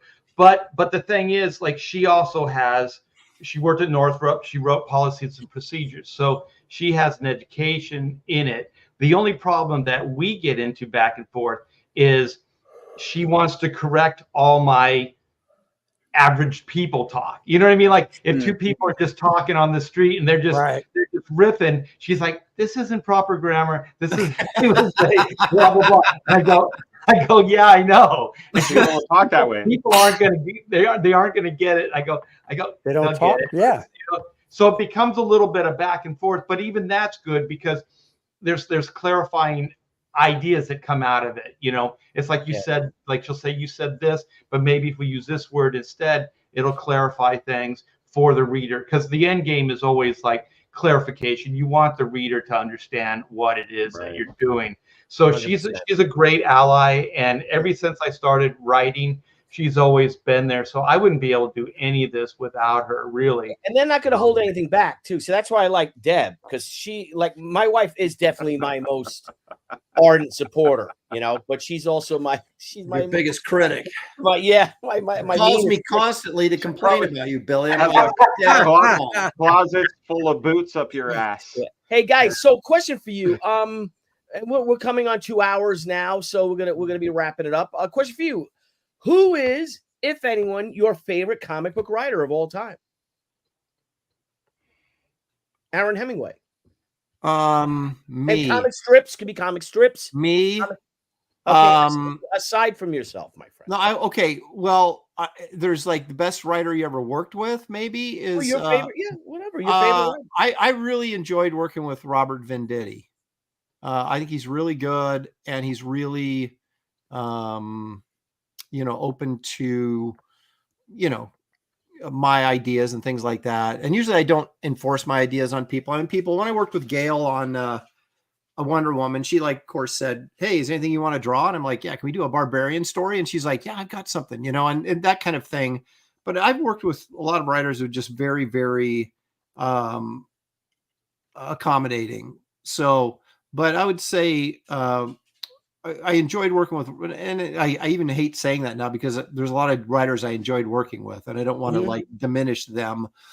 I never read comics for the story, for the writing. I read comics for the combination of the art and the writing. It was never there was books that were very popular. I'm not going to name them because, again, I don't want to throw anybody under the bus, that I thought were really well written or were supposed to be really well written, but the artwork sucked so bad I couldn't read it. I wouldn't even open it. So I don't have a favorite writer. I like some of Alan Moore's stuff. I like, I thought that some of Doug Mensch's stuff I thought was pretty good. There's guys along the way, but if the artwork wasn't there, I would have never picked it up. So I can't say I have a favorite writer. I have favorite books because the art and the writing worked really well together. But so there's a non-answer for you, Billy. Excellent answer. Elmore Nolan. Well, my favorite writer to work with is Chuck Dixon. I've learned so much from Chuck. He's a guy who understands the craft. He can be creative too, but that's where I really learned how to, when you can't, imagine it through, craft it through. And he can write anything. You want a story about a kid who becomes a NASCAR star? Fuck, I couldn't write that. I have to do all kinds of research. Chuck would immediately say, "Yeah, I can do that." And then he banged out some really cool story. So yeah, he's my favorite writer, and I've worked with a lot of really good ones too. But Chuck and I were just always in simpatico. I could tell him things, he could tell me things, and we worked, really on the same wavelength. So, as far as other writers who I admire, I just draw a blank, again, because I was more into the artwork, like Aaron said, than the writing, but there are strip writers whose work really stands out to me. Frank Robbins, for one. His Johnny Hazard stuff is amazing. Plus, he's one of the unsung Batman writers. I mean, he's one of the guys that turned Batman into the Dark Knight. You know, it wasn't just Denny and Neil. It was Frank Robbins too. You know, he was right there at the beginning of that. And then of course Roy Crane. You know, his whimsy and how he could write adventure tales that were just fun to read. Excellent. Yeah, like Andy my Smith. favorite, real quick, Andy, before my favorite, like one of my favorite comics all time is Captain America 164, right? And that's the first appearance of Nightshade, and it's where Falcon turns into a werewolf, and Englehart wrote that. And I always enjoyed Steve's writing, but I loved Alan Weiss's artwork on that particular issue, and if he hadn't drawn it, maybe it wouldn't be my favorite comic. You know, Right. so it's so hard for me to separate. But anyway, go ahead, Andy. I get, yeah. I'm kind of like Graham and Aaron too. I always bought comics as a kid more for the art than anything else. I read them, of course, but I guess the first name that came to mind was, you know, as a kid, it was the Fantastic Four run that John Byrne did. I thought was good. And that comes to mind because I was just revisiting them because I still have them from when I bought them as a kid. And I mean, he was on that book for what, 4 or 5 years? He was on it for a long time. And I liked his Alpha Flight stuff too. It was just fun comics. It had that original, you know, like Marvel feel, which makes sense for when John got into the industry and stuff. My You know, favorite beyond that, when it came, I'm sorry, I just thought Go of ahead. something. My favorite writer artist, if you're going to combine both, would be Yeah, Walter definitely, Simon. yeah. I'm glad you brought that up, the Simonson's Thor. I thought Walter, I love Walter's writing, but it goes in conjunction with his cool storytelling, you know. And I Right. also think Wheezy's terrific too. She's Yeah. great. Yeah, she's great. yeah. Right. So Well, that's a good point when it comes to the two of them and their X Factor stuff. love But that. Gosh, I love that. so I mean that's that. And when it comes to people I've worked with, you know, I've been lucky. I've worked with a lot of good writers, so I can't not one really just jumped out like, oh, this was the best one, you know? Yeah. So, Excellent. Art. It would be Lynn Wein. I worked with Lynn Wein on the Human Target years ago when I was but a lad, and it was he That's knew visuals. So when he wrote panel breakdowns, it was so easy to lay it out. Like I saw it in my head. It was like it was already done. Like it was Nice. it was just amazing. I never really worked with anybody. And it wasn't like it was overly explained or anything. It was just perfect. It was just perfect for what needed to be in that panel. And so I would say it was Lynn Wein. And also I got to be inked by Dick Giordano on that project. And also it was never published. So I still have like 2 issues, A Human Target that was never published. No way. In my vault here. And I'd have to say my favorite writer would be Frank Miller. So I love Frank Miller. I love the visceralness of it.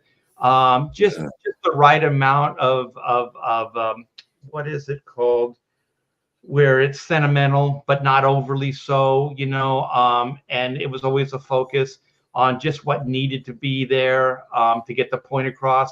And then just as an extension of Frank would be like Mark Miller. So I think like Mark Miller for me, he's kind of like Alan. If you had Alan Moore and you merged him with Frank Miller, right? It's kind of like this perfect blend of the 2 writers. So it doesn't matter what Mark Miller writes. I always enjoy the hell out of it. So I would say those 2 guys are my favorite writers. My favorite writer to work with is definitely Lynn Wein. Excellent. Cool. Excellent. Fragaboom. I've worked with a few writers. Really enjoyed working with Matt Nixon. When it comes to favorite writers, it would have to kind of be stages in my life, I would suppose. You know, the first comic that ever made me like well up and feel like really sad was a Peter David comic. And then then the other two guys that I really like, the funny thing is they have one thing in common, and it's John Romita Jr. I love Frank Miller's Man Without Fear, the one that JR Yeah, that was awesome. Great stuff. Yep. Fuck it. That's It's a fantastic. masterpiece. And then the other guy that I really like, who did just an incredible run on Amazing, is J. Michael Straczynski. You know, I had all but given up on anything Spider-Man. I was done with Spider-Man altogether. And then, you know, JR came on, and J. Scott Campbell had done some covers, and I was like, oh, I'll give it a shot. My friend Dan Kemp was coloring it. And boy, I fell into that thing. That James Straczynski can write a yarn. You know, he came from Babylon 5. He's a sci-fi TV writer and everything, but he really, like, he brought back all that the nostalgia feelings of that Spider-Man universe. And is he the one that brought Peter to college and he was a teacher? Is that right? Yeah, I thought that was a smart move to get him back into like a school type environment. Yeah. I thought that was pretty good. I liked it. Yeah. So that would be it. I mean, I would agree with a bunch of your stuff. Like I love Mike Baron Punisher. And I love Chuck Dixon. All this tough guy stuff. I know he can do anything, but Chuck and Mike do tough guys so fucking good. But those would be my picks. All right. Me, I have to say my two favorites. Like I said, you guys mentioned them all. Chuck, for sure. Simonson, for sure. Frank Miller, definitely. And Hal Foster. I love Prince Valiant. I love it. So never read it.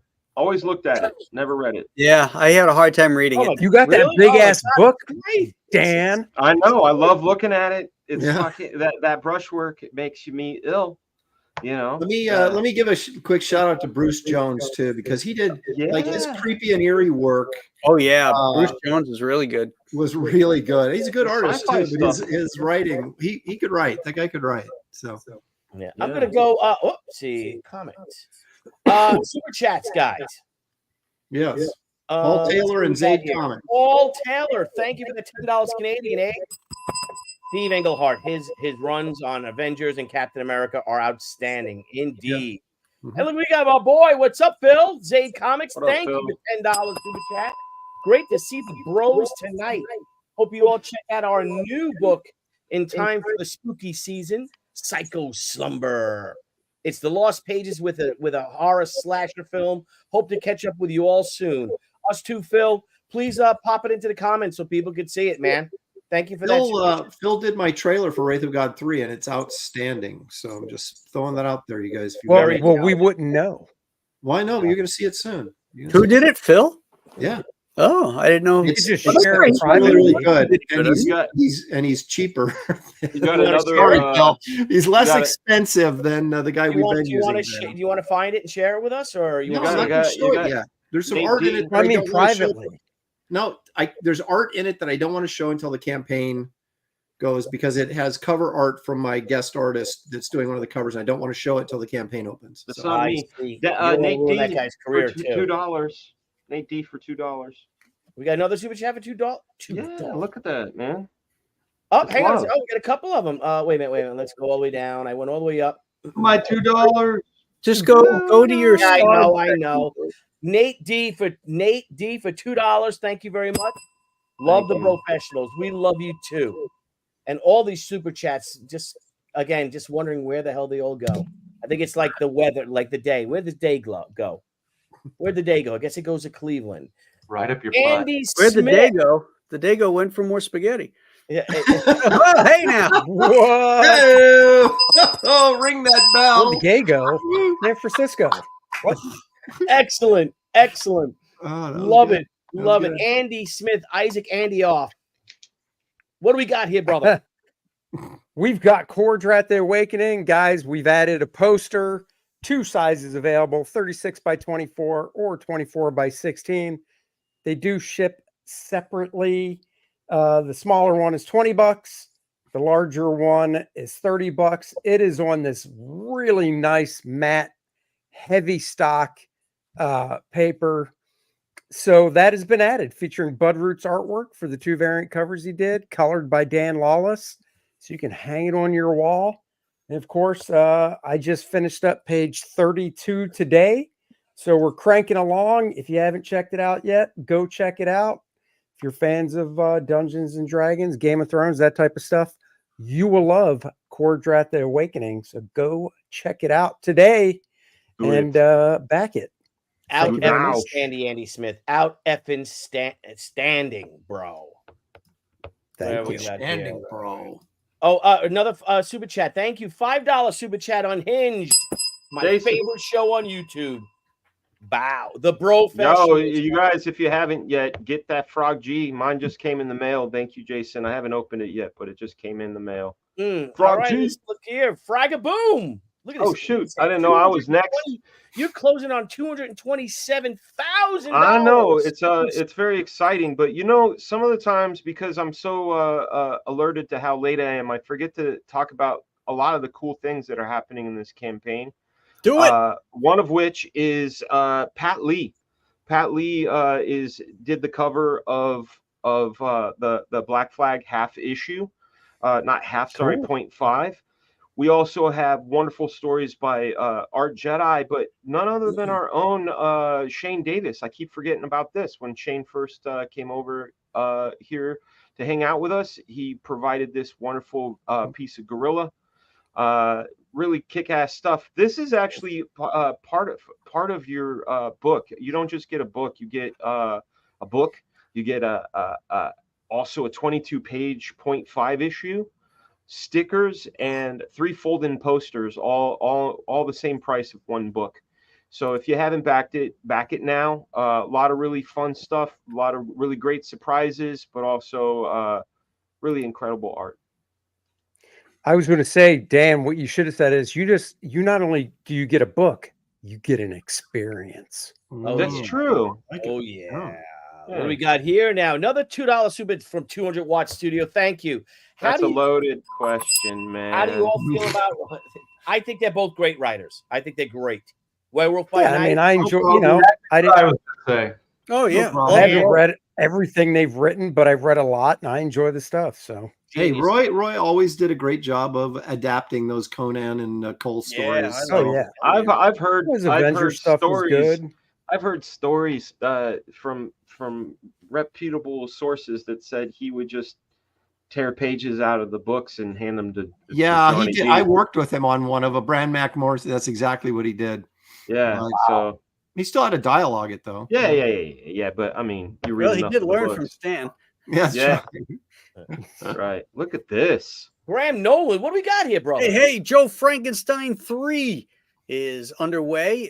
You guys can back that until we pull it down when we're getting ready to go to print, which will probably be around February is my guess. But get in on it now. We're closing in on, let's see, where are we here? We're closing in on 105,000, which will be a new stretch goal. Everybody's going to get digital wallpaper for their phone with that. So, you know, here's some of Anthony's pages, kicking ass. These are new ones that just came in. Wow, so good. He's doing Yeah. pencils, inks, and colors, right? Yeah, he's doing the full Monty on this book. Totally. Lots of stuff to choose from. Go to the site. You can read about it. You can see the 2 different covers. This one's my cover. Had to have a hand in it. And yeah, there you go. Joe Frankenstein 3.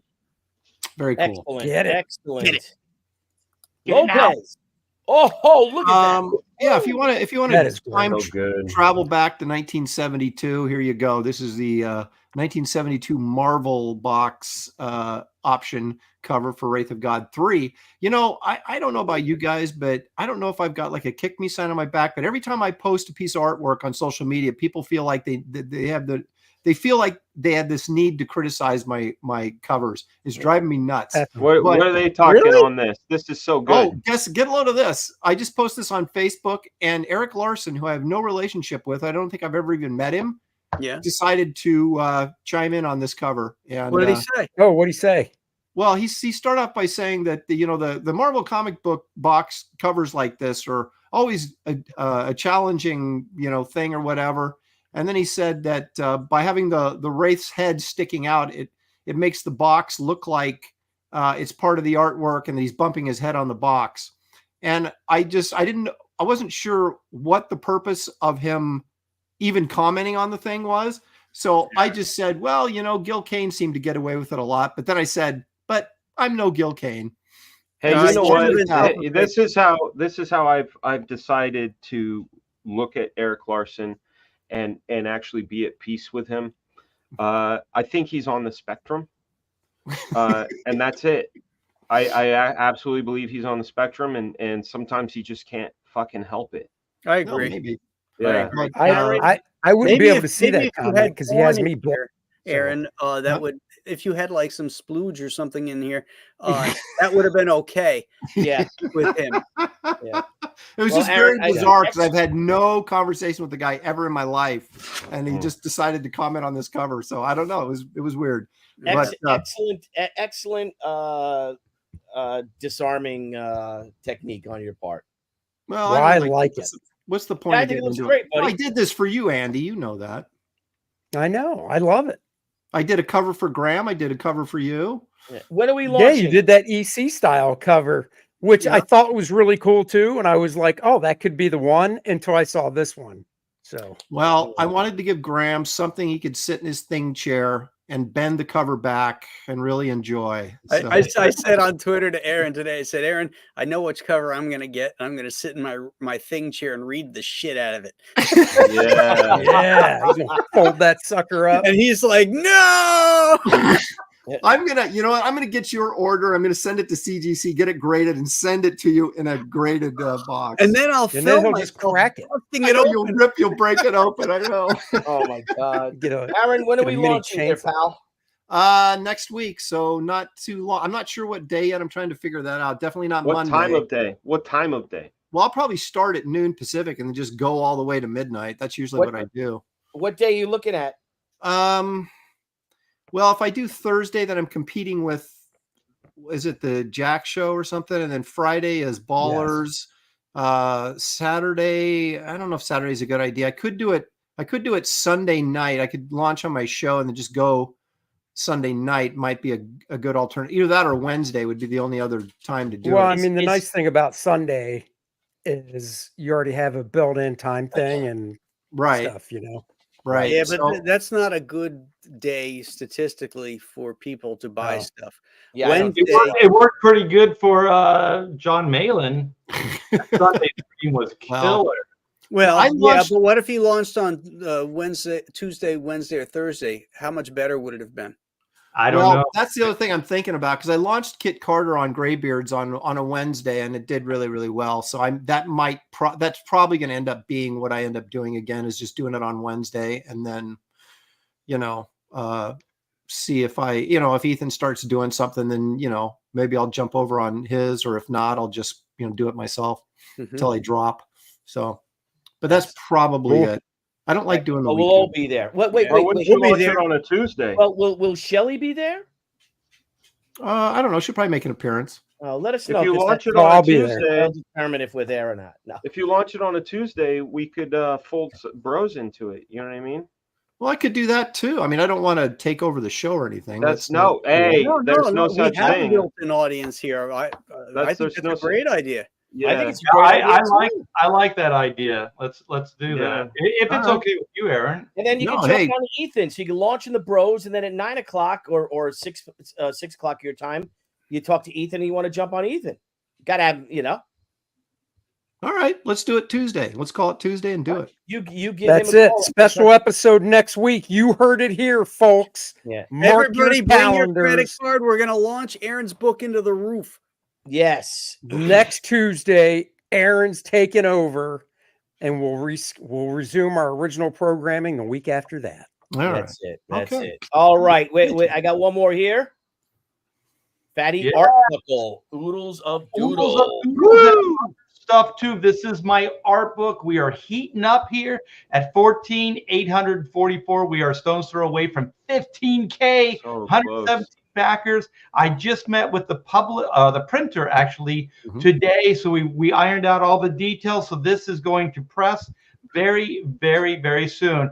And if you guys will indulge me in this video by Jonathan Jetty.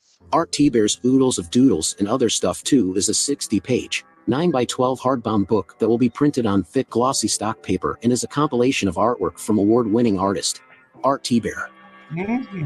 This book is filled with images that come from Art's Marvel, DC, Image, and Comicsgate work. That includes convention doodles, commissions, creator-owned IPs, and pop culture subjects that Art has brought to life with his masterful draftsmanship.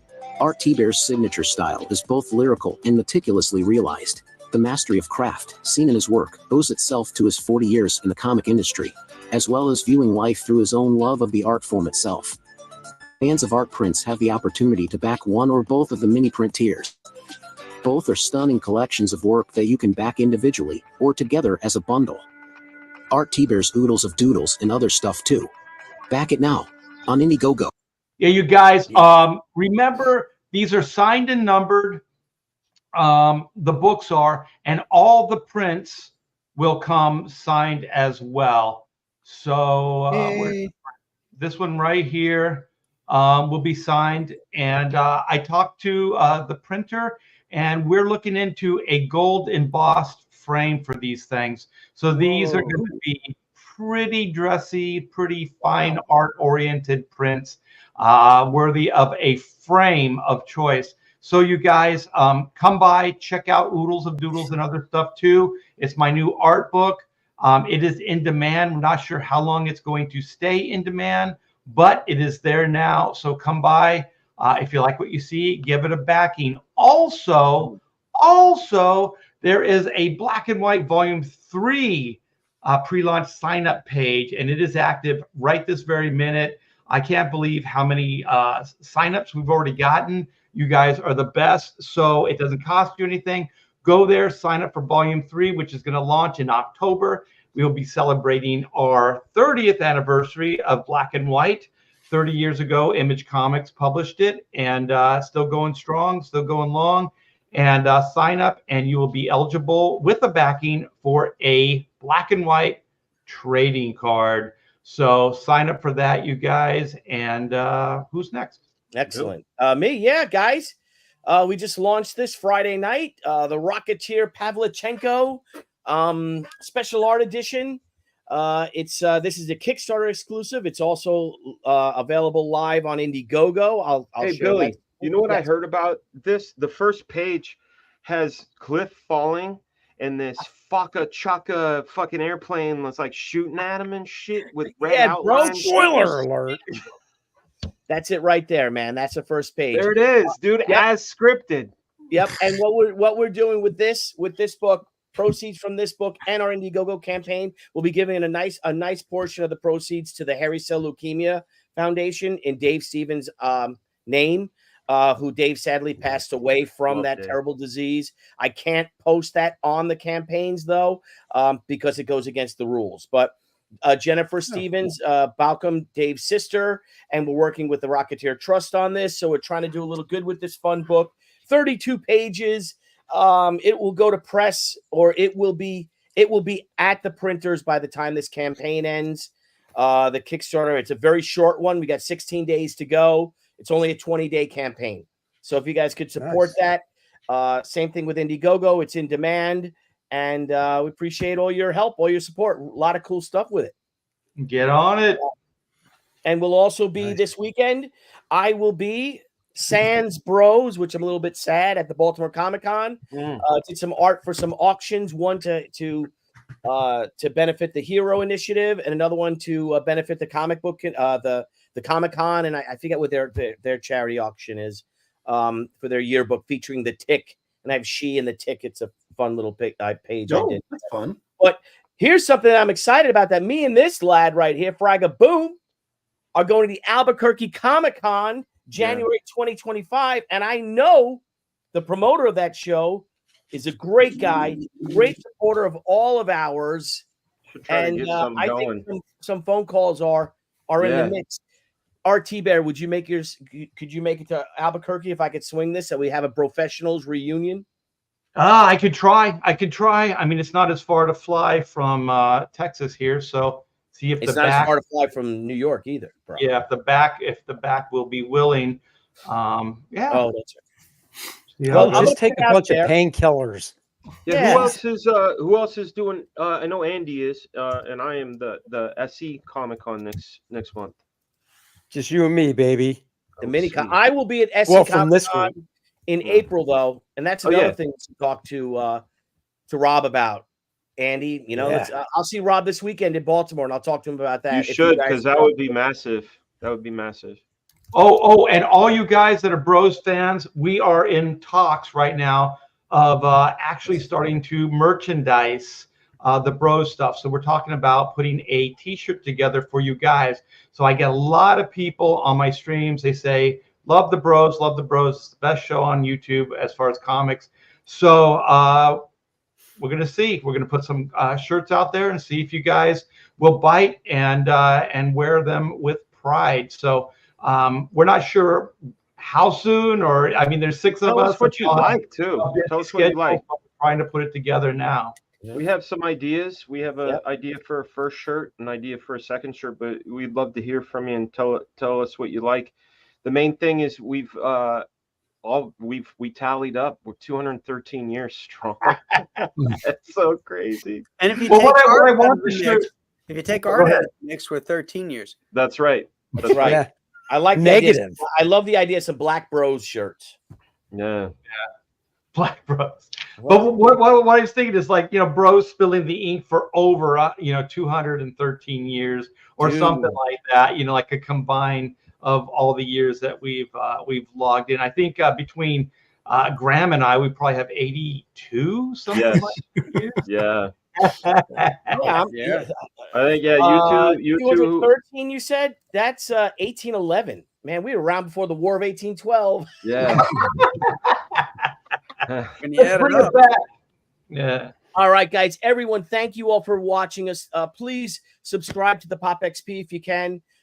Me and Niall Scala's channel. Love all you Bros. Hopefully next week Love you we'll see too, what bro. Aaron does. If Aaron's going to launch on the Bros, it'll be his special edition. If not, And, it's on my yeah. show. We'll figure it out. Let's rock and roll, everybody. Yeah. So thanks, guys. And I'm going to take you out with a little bit of fun clips I've been finding. Some mouse traps on the dick. Dude, that was on the dick, on the D. Hang on a second. Oh, let me go big with this. This is funny stuff. Hang on a minute. Go big. I'm gonna go big. So and then we're gonna head out. And thank you, everybody. You guys kick ass. And Thank you. talk to you later. Bye. Bye.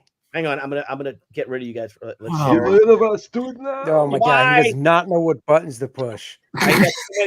I got too We're many. still live. Don't say I know. anything. I We're know. still live. Goodbye.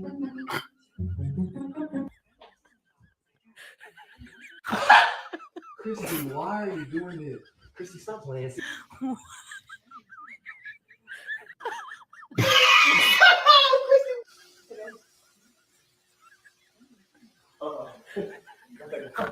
Nothing else.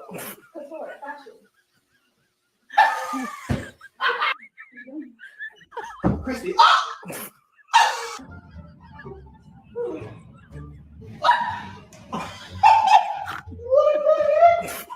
what are you?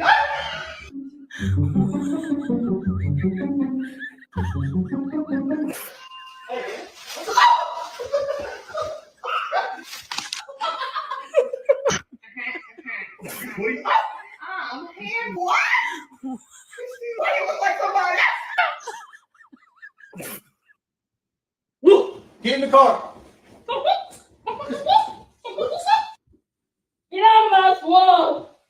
Get out of my swamp! What are you doing? Get out of my swamp! It's showtime.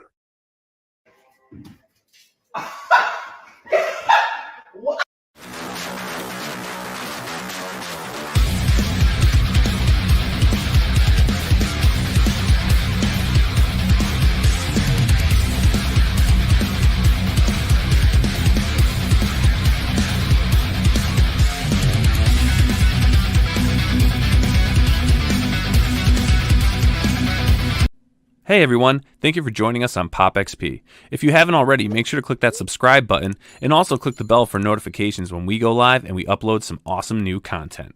Also, don't forget to head on over to Twitter and follow us at the POPXP and over on Instagram at the POPXP. Thanks again everyone, and we'll see you soon.